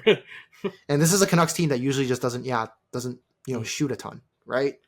So no, it's a bad spot. I feel so bad for them too, because it's normally NHL team fortunes don't change like this so drastically in 1 year, but talk about one game away from the conference finals last year to now you might have to blow this thing up again. Well, I think it's accumulation of multiple factors, right? First of all, Demko having that injury that everyone thinks is gonna like plague him for the rest of his career. Pedersen, playing the way he is and being nowhere close to that, showing that point per game talent that he has. You had to trade Miller, who not only looks red hot, but was one of your few good offensive players. I feel like that's just a combination of all those factors, which has just led this team. Yeah, but that's what I mean. That's why I feel bad. It's like, bro, how many things can happen to a team? And then again, you have teams where it just always works out. Like Vancouver's the opposite. It just it like feels like it never works out. And the worst part too is not only were they one game away from making the conference finals, but you would have thought if Pedersen at least showed up in the playoffs, they would have made the conference finals. Like I hate to say 100%. That, but I think that was all the difference. And now the Canucks Reddit just hates on this guy and literally they all want to ship his ass out of town. Like I've never seen a Reddit forum get this angry over one player. The funny thing is, I do think there are teams that should and would take a swing. Like if you mentioned Carolina. Carolina, LA, Detroit, teams where I feel like you need to change your fortune, like with the way it's trending. Like I would love. You take a swing on the talent, right? Because a lot of the teams you listed don't have that elite talent. You just take a swing and hope and pray that he finds or refines. And if it doesn't work, you just rebuild with with him on the books. Who cares? You rebuild, but you at least know that you took your shot and it failed. Like you don't ask what if. Yeah, pretty much. All right. Speaking of, my next topic is another Canadian team. The Flames might be doing something historic for all the wrong reasons. So this team right now is pretty much, they're in midst of a playoff spot possibly, and right now they're tied with the Canucks on points, I believe, and then Utah and the Blues are like 2 points behind. They might make the playoffs with one of the worst offensive seasons I've ever seen from a team. So just to put this in perspective of how bad this team is, it's so bad, I thought maybe Dustin Wolf should get MVP. Like, if they make the playoffs, he should get, MVP consideration. They are last in the league in goals. Bear in mind, they are last in the league in goals, and there are teams they're behind teams like Anaheim, the Islanders, the Blackhawks, and the Predators, who Luke Shen wanted to leave because they couldn't score goals. Well, to put this in perspective, they don't even have triple digits for 5-on-5 goals. They have 99 goals at 5-on-5. And you could say, oh, hey, they're just getting unlucky. It's no. If you go by the advanced analytics, they're 29th in expected goals for. They don't even create a ton of chances either. They're 12th in high. They're 12th in high danger chances for. So while they're slightly outside the top 10, it just tells you how bad this team is. That they're 12th in high danger chances for, and they're dead last in goals for. They're near the bottom of the league in expected goals for. And just from a production standpoint, they have nobody right now on the team over 50 points. They have 2 guys over 20 goals. They have 2 guys over 40 points right now. We are 64. They're 64 games into the year. You remember that Florida game we saw with them where it was the shots on goal were 30, it was 30 to 9. I think that's literally this Flames team in a nutshell. Also, I think I do have to mention there is a little bit of unluckiness to them at 5-on-5 because I think their expected goals for, even though it is third, last in the league, they are expected to score about one. If your expected goals for is third last and you're still last, that's you're not making an argument for it. To an extent, there is some unluckiness because they scored about I think 20 less goals than they probably should have. Right, so there's a little bit of unluckiness there. Again, I'm not saying this offense is a whole. This offense is a whole. No, the offense is a whole lot of ass. They're thirdly okay. Guess who their top 3 scorers are? I'm just gonna go with Nazem Kadri, Matthew Coronado, and I can't even think of a third name. Maybe I'll say Huberdeau. So Huberdeau's 2, Kadri's 1. Mackenzie Weegar is third on the team in scoring with 38 points. Think about that for a second. Third on the team in scoring with 38 points. Third on the team is 0.59 points per game. What? How? And this team is in a playoff spot. Like, this team can't buy a goal, and somehow they're in a playoff spot. Like, they should be thanking their lucky heavens that Dustin Wolf is the real deal. And like, he's having an unprecedented rookie year for a goalie. Because him and Dan Blader, and Blader hasn't even been that great, but they have to carry this bitch-ass team to the playoffs because this team can't score. It's funny because I think the Flames defense has actually been okay. Like, in terms of, like, they've actually given up, they're actually 11th in high danger chances against. So they actually have at least given their goalies a little bit of an easier time. But again, if you don't score goals, the only way you win games is what? 1-0, 2-1, 3-2, if you're lucky. And I think that's what Wolves had to do. They've had to win games probably 1-0 or 2-1. Or a lot of like 3-2 games maybe, or like 2-1 kind of games essentially. And you know how hard it is to be in a playoff spot with being this bad offensively? Like, it's almost unprecedented. Yeah, I'm actually looking at it too, because like they have, what is it, 154 goals for right now. Like, a lot of the teams around them are at least like, even like obviously Colorado's like 188, so that's outlier there. But like Utah 165, St. Louis 167. Like, a lot of the other teams around them at least are scoring more goals, like at least scoring a decent amount of more goals than they are. But again, I think the difference right now is Dustin Wolf. Like, when I saw that they were in a playoff spot, I was like, what are we... Like, what is this team doing? Like, how? Like, think about all these other teams that are in kind of the same range and how much more well-rounded they are. And it's literally Dustin Wolf and, like, I'll say this, like, again, Weegar, Anderson are, like, decent defensive defensemen and stuff like that. But it's just, like, if they somehow make the playoffs with this offense, that'll just blow my mind.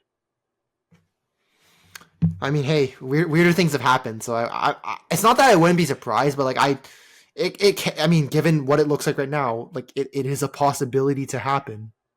My favorite thing ever would be if they have to play the Jets round one, and like the one team where the goalie is like significantly better, and you have to face the Jets offense. Oh my god! I mean, I feel like that'd be low key hilarious. Low key, I'd actually like, you know, it's not that I pay to see that, but I just feel like, yo, this is gonna be like a curb stomp. Also, I think I had the wrong wildcard standings up for a bit. I think I had the one from like one of the earlier days in March, but I'll pull it up a little bit. Take a look. Yeah, it is rough. What's your But yeah, that's why if we do the awards, I have Dustin Wolf for Rookie of the Year. Like, I think what he's doing this year is insane. I'd have him ahead of Celebrini and Hudson right now. I honestly would. Like, I know people don't like looking at it because it's goalies versus position players, but like when a goalie's been this good, you have to give it to him, I think. Especially if they make the playoffs. What does he have around him? Sorry, I was just looking at the goals for again. Now that I have the updated standings, yeah, I was gonna say every other team around them has at least like 180 or like 175. They're like stuck at 169 goals for. You know how hard it is in today's NHL to not have a player above 0.75 points per game? Do you know how hard that is? Well, I mean, there's two things to that. One, this isn't the year where Jamie Benn won the Art Ross with 87 points. Like we're in the modern NHL. Yeah, I was gonna say if this was like the year that Jamie Benn won the Art Ross, at least there's like a better argument to like, sure, no one can score, but it's like everyone else can score and you can't score is basically what's going on with this team. You know what the funny thing is too? So Jonathan Hooper is shooting at 19% and they're last in the league in goals. Can you imagine if he was shooting closer to like 13 or 14%? Like how many less goals they would have? This team's I don't get it, man. Like, I'm happy for them that, like, they're doing, like, Dustin Wolf. No. Like, I'm not happy for them. I'm happy for Wolf. Like, not happy for Wolf in terms of like how I'm happy for Flames fan that, like, Wolf seems like a franchise goalie, and those are always just hard to get. But, like, holy shit, man, get this guy some help.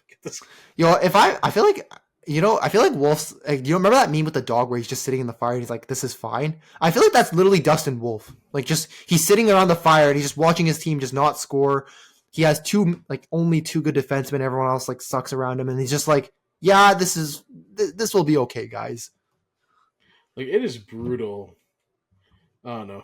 What's your next topic? So my next topic actually relates to something you talked about earlier in the podcast, which was the Hurricanes' offensive struggles. So you mentioned they play more of a dump and chase, try to win the board battles, but something about this team just I'd say I don't know if it's lack of depth or lack of superstar talent. They just can't they just struggle to score. So in the few games that Rantanen was there, he was basically a 0.5, 0.6 points per game player. And that's not Mikko Rantanen. That's not Mikko Rantanen's career in a nutshell. He is when he's on, he's a way more than a point per game player. It's 1.2, 1.15, 1.3 level. Yeah, he's on the Pasternak level. When you make a superstar player of his caliber struggle, your offense isn't good. And even Aho, who was their best player before Rantanen arrived, had 9 points in 12 games. He was a 0.75 points per game. And it's funny too, because they had at the time, I did the research, they had the most high danger chances in the league. But somehow, I don't know what it is, they just can't put the puck in the net. They also have the third highest expected goals. They had the third highest expected goals for, but somehow their actual goals for at 5-on-5 was 10th.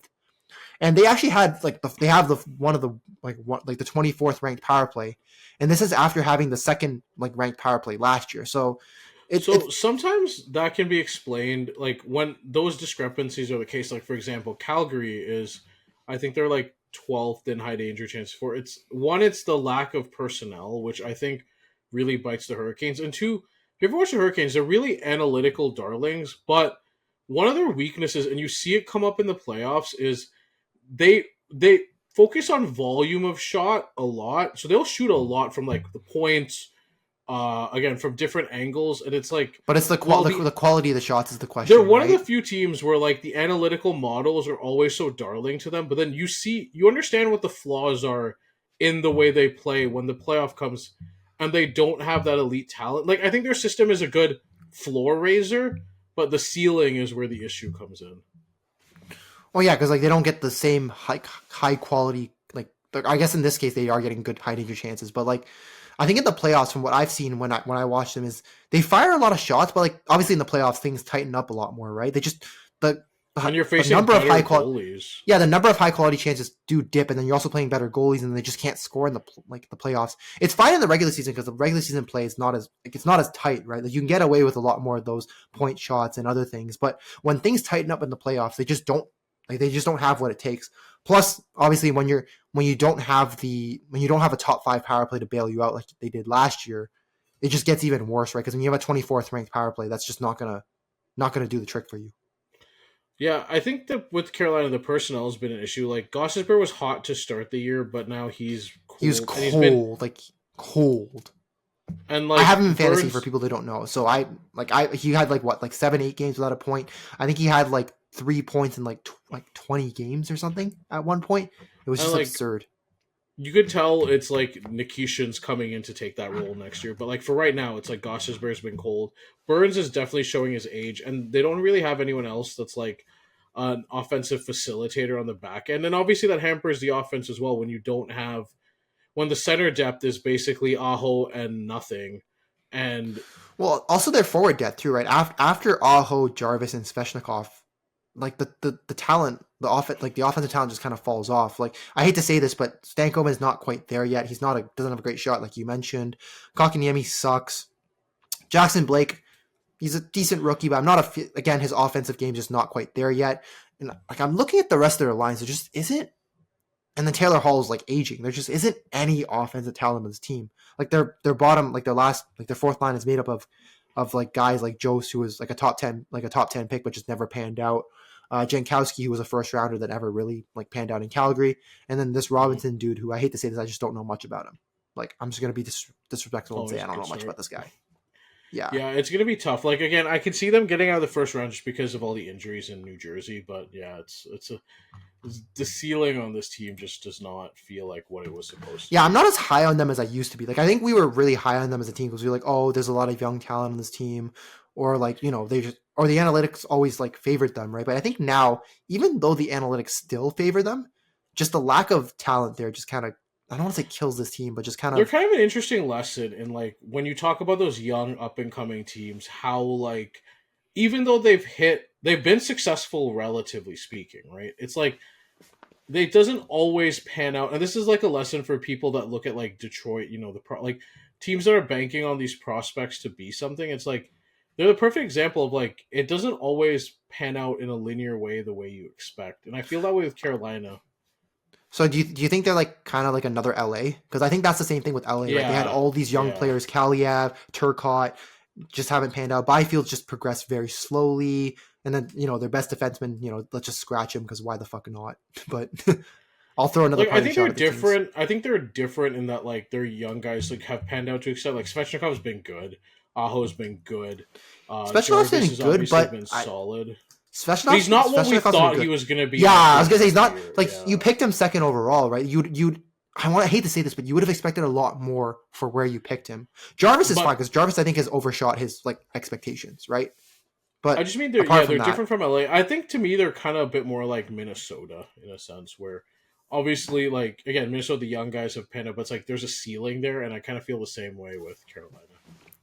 Hey, at least you don't have like massive buyouts on your at least some massive buyouts there. So can I say this? I actually feel better about Minnesota going forward than I do about Carolina. Is it like because at least they have the cap space, they get their cap space back? Well, it's the cap space, but like Marco Rossi, Kirill Kaprizov, Matt Boldy, like Joel Eriksson Ek when he's healthy.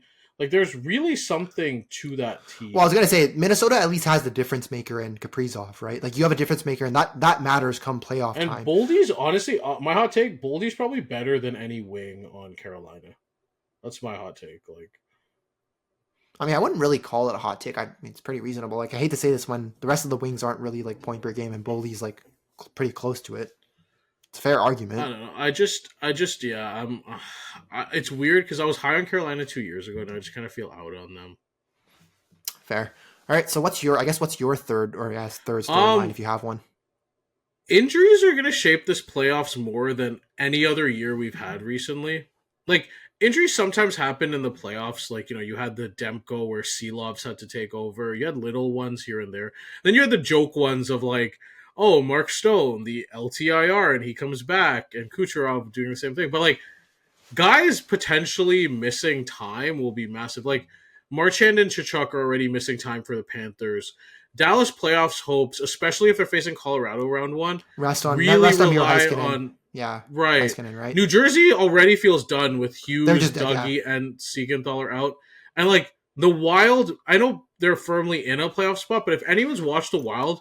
Without Kaprizov, with Ek being out lifeless here and there, and they're running a skeleton crew on defense at times. It is tough, and I think injuries are really and I know people say health, right? But it's weird. All these other years, I feel like we've had teams generally be healthy going into the playoffs. At least, again, but it feels like everyone's already every team already has like some kind of injury that they're dealing with, like some major injury that's hampering them. Minus the Oilers, like Shea's out for Vegas, Miro for Dallas, LA no one cares about, so whatever.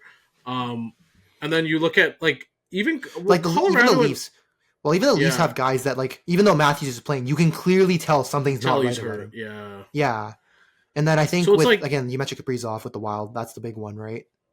So I think like it's weird. Injuries are gonna not rob us is the right word, but if like the right guys don't come back healthy, we're not gonna have the playoffs we think. I can't remember the last time that's been the case. I can't think. I'm trying to think of one right now, but I just can't think of. Again, guys have gotten hurt during the playoffs. Guys have missed time and came back. Like again, Stone came back round one. Kucherov conveniently came back round one. I can't remember a time where guys going in were missing like massive pieces like this. Would you say the Stars that 1 year with Sagan? Like, I guess was Sagan like because he came back for like part of the final. I don't remember if he came back for part of the finals, but like I assume he was like one of their. I don't remember that was I don't remember what happened that year. You might be able to had that been like and Bish being out maybe. Yeah. But like for the most part, but that was like one team though. I think the difference was that was just one team. Whereas I think this year it's just Panthers, Leafs, Stars, like the big teams all have something going on with them, whether it's guy playing through injury, major players being out through injury. Yeah, there's just a bunch of teams in Minnesota again. I think, like I mentioned, there's already teams missing players. I think this is one of those years where like the playoffs in certain divisions are going to be so loaded that like that one guy being out is I think can swing a series massively. Like if Dallas doesn't have Miro and you're facing, Colorado's renewed center depth, like it's going to be a problem if the Wild don't have Kaprizov fully up and running. Like I think they're in trouble now. They don't stand a chance versus whoever they play. Like it's going to be real. And if you're Florida, like you want Marchand and Tkachuk up and running for round 2. Vegas missing Shea, who's their best offensive defenseman, is huge. Like there's all these cracks in the armor for all these different teams already, and we still have like 18 games to go. Like who knows what could happen even more, right? So fair. I don't know. It's gonna suck when you don't get the best of because everyone wants to watch playoff hockey, right? And it's gonna suck when you don't get the best players on the ice for the playoffs. Yeah, especially in some of these matchups. Like if you're the the Leafs versus the Lightning, you kind of want Matthews at his best. Otherwise, like you're cooked. What are we doing here? Yeah, you're cooked. All right, what's your last case there? So it's another one we're going to talk about. I think it's like when we talked about the Oilers, we talked about how they at least bolstered defense. The one other position they really need to bolster is their goaltending. And my God, it is. I don't want to say it's one of the worst tandems in the league, but I genuinely think it could be like one of the worst tandems in the league. So their tandem right now is Stuart Skinner and Calvin Pickard. And both of them have negative goal savable expected. So Calvin Pickard has a minus 6 goal savable expected. That puts him at 58th amongst goalies that have played at least 10 games. And then Stuart Skinner has a minus 5.2. So he's actually gotten even worse since the last time I did the research for this. So he's 55th in the league. If I was an Oilers fan, I'd feel like Superintendent Chalmers every time because I'd just be like, Skinner! Like, every time I watch him, especially post-Four Nations, how has there been no play? How have they not addressed this in at least try? What I was looking at, I was like, at least try to make a move for someone. Like, I don't know. The Ducks are going to keep Dostal as their goalie in the future. So why not at least try to get Gibson? Or at least get someone better. Bring someone in that's better that'll help you. Because realistically, the Oilers are actually doing a good job at keeping less shots are getting through to them. Like, right, they're 10th in the league in high danger chances against. The problem is, 9.4% of those high danger chances have gone in the back of the net, and that's amongst all the teams that have given that. It's one of the higher percentages, right? So your goaltending is letting you down, and not only is your goaltending letting you down in that sense, but even this year, so Stuart Skinner's long range save percentage is actually below the league average. So the league average is long range save percentage is 971, so that's obviously very high.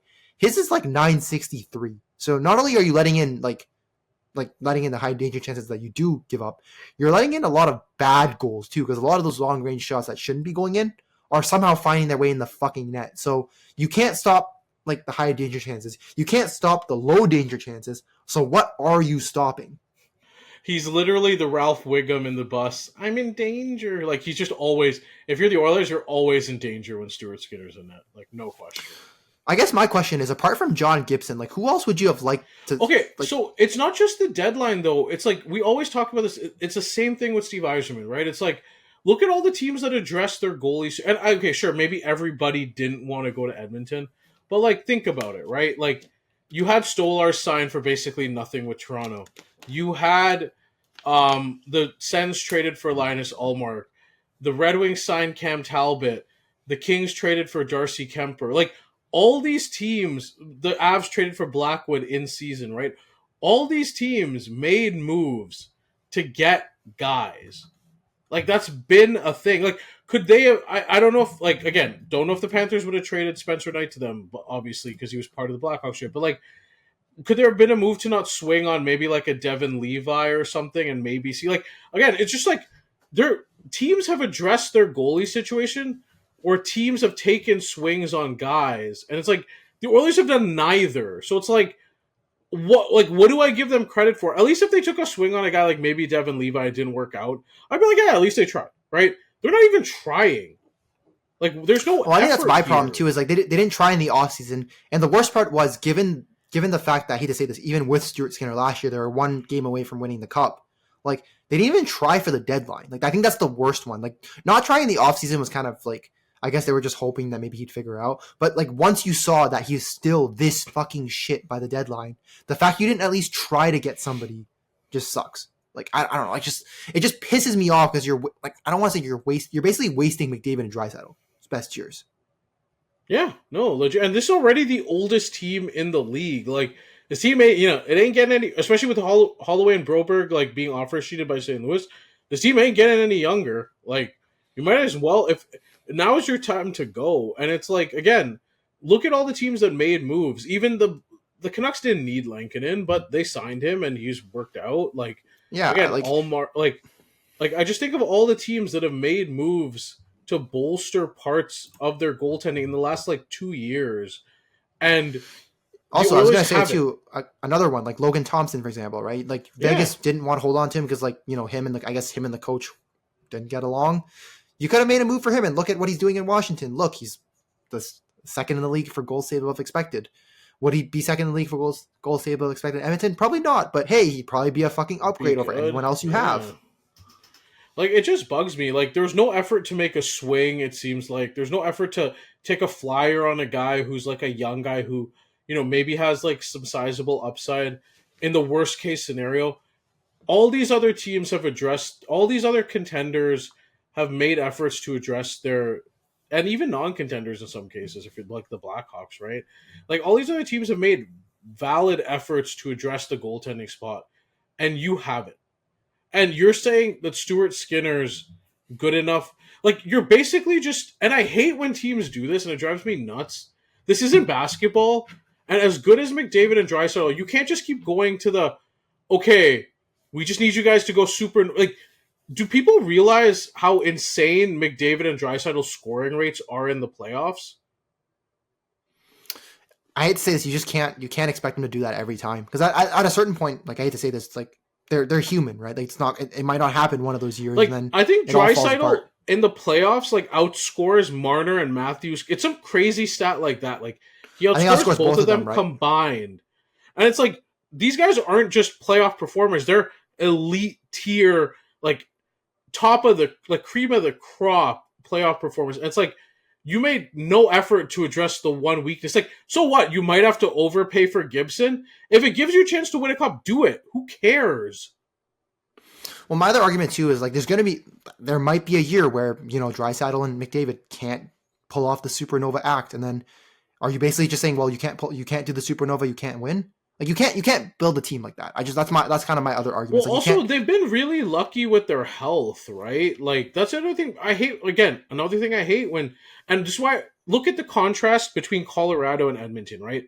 Colorado realizes they have a healthy McKinnon-Makar year. Yes, the Rantanen trade happened, which I don't agree with, but trading for Brock Nelson, who's a rental, trading for Mackenzie Blackwood, trading for Charlie Coyle to fill, it's like, hey, yes, when we have these guys healthy, it is a Stanley Cup window year. And if you have McDavid and Draisaitl healthy, it's a Stanley Cup window year because you can't just take that for granted. And I feel like what the Oilers do is so frustrating because they have these two all-time talents. Like, when McDavid and Draisaitl retire, knock on wood, they're going to be they're going to be discussed as some of the greatest players of all time. But like, there's just no thought to making their situation easier or better. It's just like, okay, there's just no creativity. There's no, like, it's just so frustrating. If I was an Oilers fan, I'd be so mad. Because, like, hey, we have these two guys. Why aren't we going? Like, why aren't we giving them the help they need, right? Like it's like this strict adherence to whatever it is. Like, oh, Gibson's going to cost a bit more. Who cares? If you think he improves your ceiling by even a little bit, make the trade. Also, again, I'm going to highlight again, this team was one game away from winning the cup. You have to, like, once you knew you could get to the cup finals and you can get to that kind of point, you have to just kind of go for it. Like, what's the point in being stagnant and just like accepting like where you are right now? Like, what's the point? And people can say, oh, Skinner, like, what, if anything, like, you don't want the inconsistency of Skinner in the playoffs. Because, like, yes, when he was hot, like, I remember he shut down Dallas, like, the last two games. Yeah, like, that happens. But if you remember, like, they almost lost the Vancouver series because of it, right? Like, you can't deal with that, like, level of rockiness in the playoffs and just hope that, like, again, McDavid and Draisaitl paper over. Because there's another issue with this team this year where if I'm being honest, like the supplementary scoring on this team has not been good. It's like the offense is back to McDavid, Draisaitl, Bouchard, and like not much else.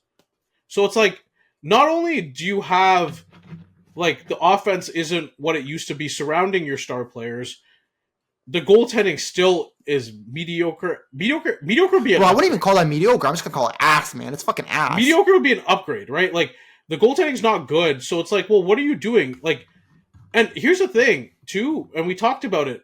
Draisaitl's 29, McDavid's 28. Like, this isn't like they're older than you think. Yeah, so, they're not getting any like, younger.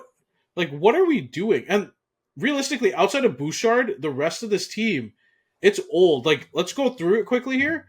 Nurse is 29, Ekholm's 34, Hyman's 32, Nuge is 31, even though it feels like he's forever 21. Like the rest of this team outside of Bouchard is in either their prime or ending their prime. And it's like why not do something? I don't know. I wish I had the answer to that question, honestly. I was gonna joke. I don't know if you saw the news with Stan Bowman, but the whole subpoena thing. He's probably too busy worrying about that rather than focusing on actually improving his team. Like they signed Jake Wallman, and amongst guys who have played sizable games. So I'm not talking about guys like Matthew Savoy or like Cam Dineen or whatever. He's immediately like the 5th youngest player on this team, and he's 28. That's crazy. I didn't realize they were that old. I knew they were old, obviously. Like I knew a lot of the youngest guys on this team are like Podkolzin, Emberson, Bouchard, and then it's like, and then no one else has like really played sizable enough games. Like Savoy's played 4. Max Jones didn't play a lot while he was there, and like Travis Dermott, whatever, right? But like Wallman would be like the 4th youngest player on this team amongst guys who were playing major minutes. Like that's crazy, right? Yeah, I don't know, man. If I wasn't if I was an Oilers fan, it's even worse. Like, okay, I know this is weird, and people are like, "Oh, I'm cheering on the Oilers," Stars thing. It's like I come from a team where the Stars have never been bad enough to get those elite talents. Like outside of the year they won the lottery technically to get to Miro Heiskanen, which they were supposed to draft like 12th or 14th that year anyway. Like, I root for a team who never is in position to get those guys. The Oilers sucked for years, have 2 of those guys. And like, people don't understand too how lucky you have to be sometimes. Think about it this way, right? When the Oilers won the lottery, it happened to be that one of the all-time best talents was in that lottery. And it's like, you get that lottery luck. You have Draisaitl. You have these 2 guys who, like, these 2 guys who are 2 top 5 players in the league, year in, year out, and you're just not going in to improve the team at a clear position of weakness. Like, again, I would be irate if I was an Oilers fan. Irate. I mean, you have some friends that are Oilers fans. What are their thoughts? They keep sending me Stuart Skinner propaganda about like why he's better than. I think it's like a coping mechanism. Yeah, the copium, right? They're sipping on that copium, and they're really hoping that things turn around. But I don't. Again, I've seen enough of Stuart Skinner to know that at best you're going to get a lot of inconsistency. At worst, I'm not gonna say he's one of the worst goalies in the league, but man, it really does feel like that sometimes. Yeah.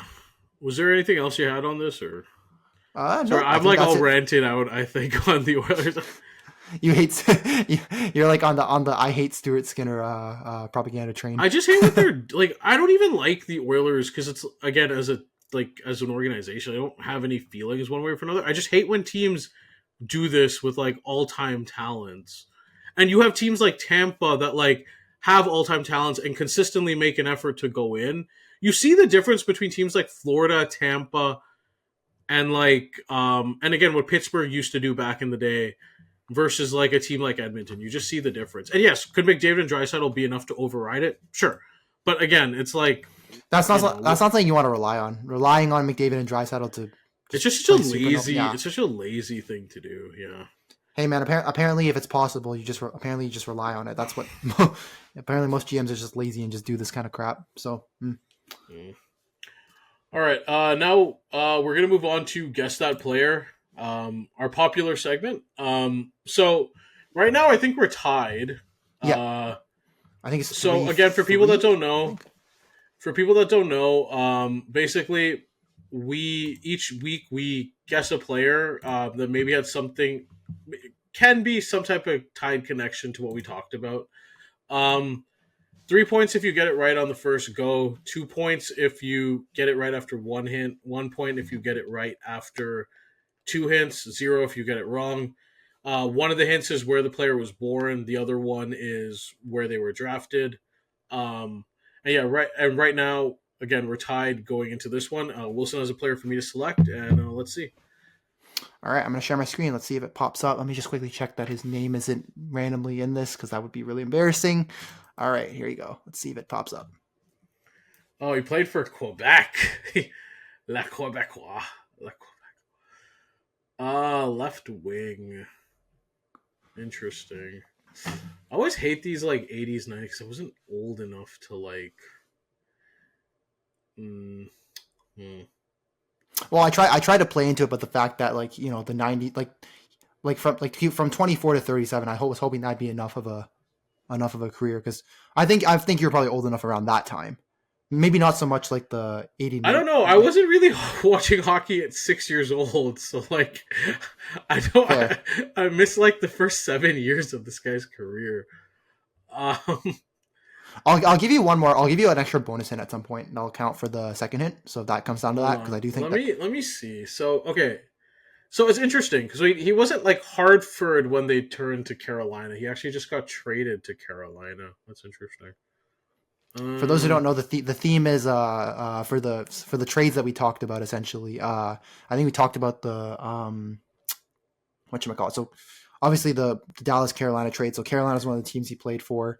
Whatchamacallit. I think I was going to mention Vancouver is like another team we talked about, like Pedersen, another team. So kind of links to some of the teams that with the storylines we talked about and some of the trades. So there's a couple teams there. So he's like random like bootleg year with Nashville doesn't really help. Those early Florida teams, it's kind of interesting. So again, never played with Hartford, so that cancels out guys like Nelson Emerson, Ron Francis, like guys like that. Well, not that Francis or Glenn Wesley. Well, I was gonna say I don't think Ray Francis ever Whitney. played for Calgary, right? Yeah, So no. probably, I'm just like going through the logic here. Got traded, so it was a Vancouver. So he was on the Vancouver team that lost to the Rangers, right? Yep, I think so. Yep, that 93-94 was the year they lost to the Rangers. Yep. And he was on to the one that lost to the Red Wings. Wait, did he lose in the Cup 3 different years? Wait. So yeah, he lost to the he Rangers lost in 90. Vancouver. Okay, so he lost with Vancouver. He lost to the Rangers. Yep. With Carolina, he lost to Detroit, and then with Calgary, he lost to Tampa. Right? Yep. Am I getting those years right? No, yeah, those are right. Yeah, Calgary lost to Tampa in 04. So yeah, that's right. Dude, that fucking sucks. What the fuck? That fucking. I'll give you a hint though. I'll give you another hint. He did actually win a cup earlier in his career. So. Well, wait, probably one of the Edmonton years. He won a cup with Edmonton. Yeah, so that's one of the years he won a cup. So at least he has one cup win. His career's just so far. Like, I forgot Carolina became a franchise, and it feels like there were that wave of expansion with like Nashville and stuff, right? But they weren't really an expansion team. God,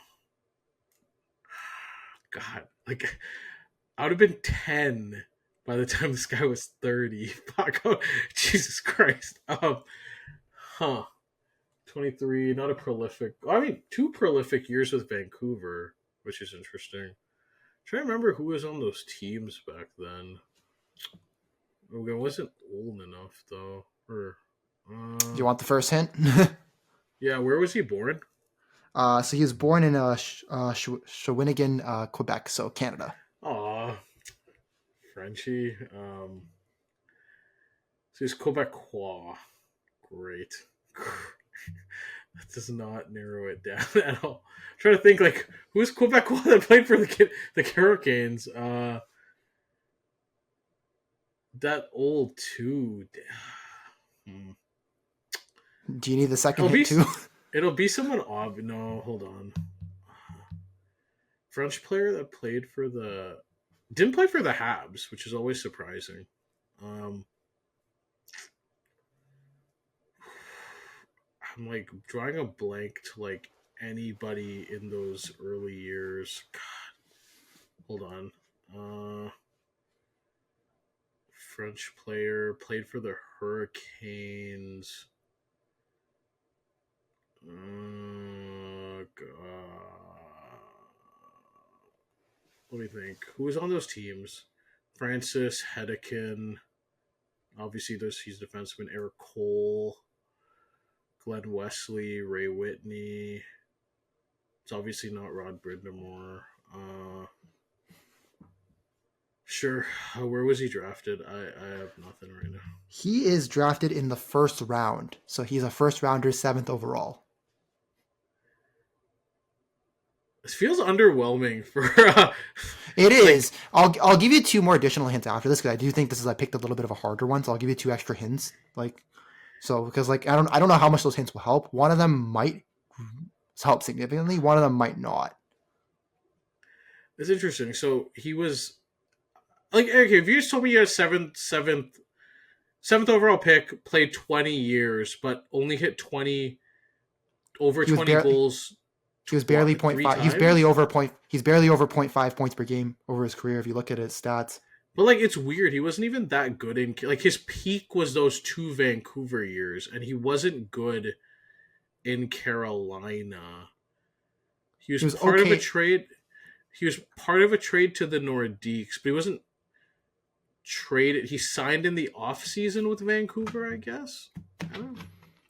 That looks like no. Well, actually, traded from Quebec to Vancouver. To Vancouver, yeah, he got traded from Quebec to Vancouver. It looks like because damn, it's if you're a French player and you get traded by the Nordiques, that's a tough time. Played for the Canucks on the Cup team and the Cup loss team. Man, I just don't remember a lot of those older, early. And he's French. Do you want the third extra hint or no? Sure, why not? So he was one of the pieces involved in the Wayne Gretzky trade to LA. I don't know how much that'll help, but there was only so many pieces in that trade. To be fair. Do you want the 4th hint too, or no? Sure. This isn't. So in the 03-04 playoffs, he in the Stanley Cup in the 03-04 Stanley Cup Finals, he was involved in a controversial play in Game 6. That's a pretty big giveaway. There's only so many.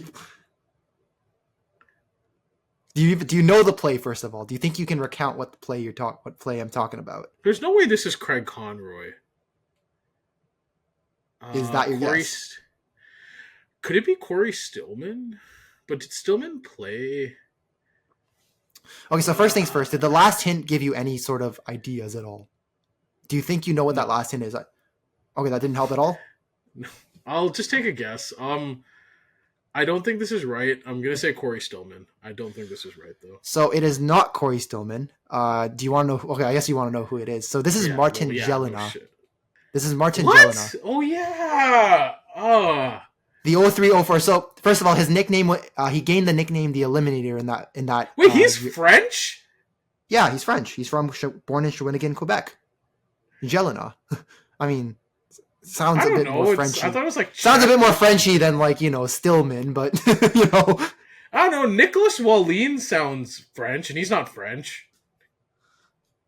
Yeah, but Nick, first name Nicholas doesn't really that's more of a European name. Not really. Yeah, so the 03-04 reference was the Game 6 against Tampa where that the one that hit his skate and hit his stick looked like it, and against Javi Williams' pad. For some reason, I thought that was Conroy. That was not. No, that was Jelena. So they thought that they won that goal, and then St. Louis scored the OT winner in Game 6, and then Tampa went back to win in Game 7. I always thought Jelena was better than this in Carolina. That's interesting. But yeah, it's kind of crazy because he won a cup in his second year in the league, and then he never won again. He went to the Cup Finals 3 separate times, and lost. But I think that what's fun? Apart from the Carolina one, he lost in 7 games the other 2 times. That's kind of brutal. 7 games to the Rangers and 7 games to the Tampa Bay Lightning. Yeah, that's crazy. That sucks. That's at least he won I feel one like early. yeah. Well, he did win one early. He won one early with the Yeah, at Oilers, least he right? won So one early. But it's always yeah, interesting with guys like that. Like Tyler Seguin, right? Like he won his early. And it's kind yeah, of with good the in a way, right? Like yeah, because he got at least has one, and I now always like wonder. I always want to ask, like with guys like that, like, do you appreciate it more later? Like, do you appreciate it then? Like, you know, you have to yeah. think so, right? Because like having a Stanley Cup, having your name on the Stanley Cup, and having a Stanley Cup, like having a Like just like having having to a me, it'd be cool just to be like, okay, cool. I'm like, I have the monkey off the back already when I didn't even expect it is awesome. I didn't well, know also he was I drafted was by gonna Edmonton. I no, also didn't know he played it. he was drafted by LA because I mentioned he was in the Gretzky trade. Remember? He's that old. He was That's so crazy. he was apparently a part of the Gretzky trade. I didn't even know this till I was looking him up. Apparently, See, I but didn't know that either. yes, as a part of the Wayne Gretzky trade before ever playing a game with the Kings. Yep. So was he like the Kings made the pick and traded him? It wasn't like Yeah. So Edmonton made the the pick. Kings drafted him in I believe they drafted him in 88, and essentially they traded Jimmy Carson, Martin Jelena, and then 3 first-round picks and 15 million cash for Gretzky Okay, and I remember Marty Jimmy McSorley. Carson, but I'm like, there's no way this is Jimmy Carson. Yeah. I thought maybe the I gave you that. It was a little bit harder, so I gave you the hint with the cup, like the cup finals and that. I know. I thought it was Craig Conroy for some reason. No, that's fair. I mean, you fair. At least you guessed another like Flames player. You didn't guess somebody that Also, wasn't a still Flames player. like yeah, I just didn't. Stillman's the only person I could think of though that both played for Carolina and Calgary, and I think I'm he actually played for curious. Florida. Corey Stillman. Let me see. I actually don't. I'm not too familiar with Stillman's career arc. Let's see. I'm clicking on it right It's now. just I'm pretty sure he played for St. Louis, so I knew it wasn't right. But like, Yeah, so Stillman played for Florida and Carolina, but he was a little bit okay. So he actually played for Carolina. No, him and him and Jelena didn't play for Carolina at the same time, but I think they might have. Oh, okay, this is interesting. Wait, no, they didn't play at Carolina or Florida at the same time. Okay, I'm trying to think of their career arc. Actually, it's actually funny yeah, because Stillman was actually on the other side of Jelena in that Cup final against Tampa. So he was with Tampa that year when. Oh shit! Yeah, okay. So it's actually kind of funny because Stillman was on the other side of that. So he was with the Tampa Bay Lightning the year they won the Cup. Damn. All right. Well, I guess we're still even going into the next set. And Next he's gonna pod, pick I Harvard for wanted. next time. I don't think I will. I don't think. Okay, outside of maybe like Andy McDonald. Andy McDonald, I don't think any of them were like horrible. I feel like this one might have been a horrible one for you. I don't know. I might have picked a little bit of a It hard one just for you. it's tough with guys that started like early in the '90s because I didn't see like the bulk of. And this guy is like I did like because he played 19 years. I guess I saw the bulk of it, but like if you're talking about from like 97, 98 on, it's like again like these years might have just been a blur. Yeah, I think the other one might have been the Pierre Turgeon one might have been tough too. But I think I tried to at least pick Turgeon because he's like a Hall of that's Famer. fair. I'm not gonna criticize it. It is what it is. I should be better. That's just what it comes down to. I'm not very good either, apparently. But yeah, so next week, what I want to do is I want to do a worst contracts draft. So okay, I so what's the goal of the draft? Is it to draft so best team possible with the worst contracts, or is it just have we're the picking most the worst atrocious contracts in the league. Okay, no, I was just thinking So like the you want first pick is like the worst contract in our opinion, first contract or whoever picks, and we're gonna do the worst contract draft just to highlight like some of the worst contracts in the league. I think. So how many picks do you want for that? How many picks do we each get? Was it 5 or 10 or We'll say 15? 6. Okay, 6. Okay. We'll highlight the 12, basically what are the equivalent to some of the worst contracts in the league, and it could be for different reasons. And I kind of want to do the exercise because I'm kind of curious to see what's changed in my mind. Sorry, like I would have had PLD there a year ago, but like I don't know if I'd have him this year. So it's kind of want to take stock in what the league outlook looks like in a way. Sounds good. I'm fine with that. I'm all good with that. Oh, I feel like the draft ones are always kind of cool. Like I know back in the day we did a couple of redrafts, like for the 03, 04, and I think 05 drafts. We did a couple of redrafts, but like it's kind of cool to do it with like contracts or like some more niche things rather than like actually redrafting like people. Yeah, and there's going to be different factors that we take in when we do it, so it's going to be interesting. All right, so yeah, that's all we got for today. It's been a long one. For us at Toe in the Crease, I'm SJ. And I'm WillyDubz. We're signing off for what's pretty much late night for us, so we're signing off. See you guys later. Peace. Later.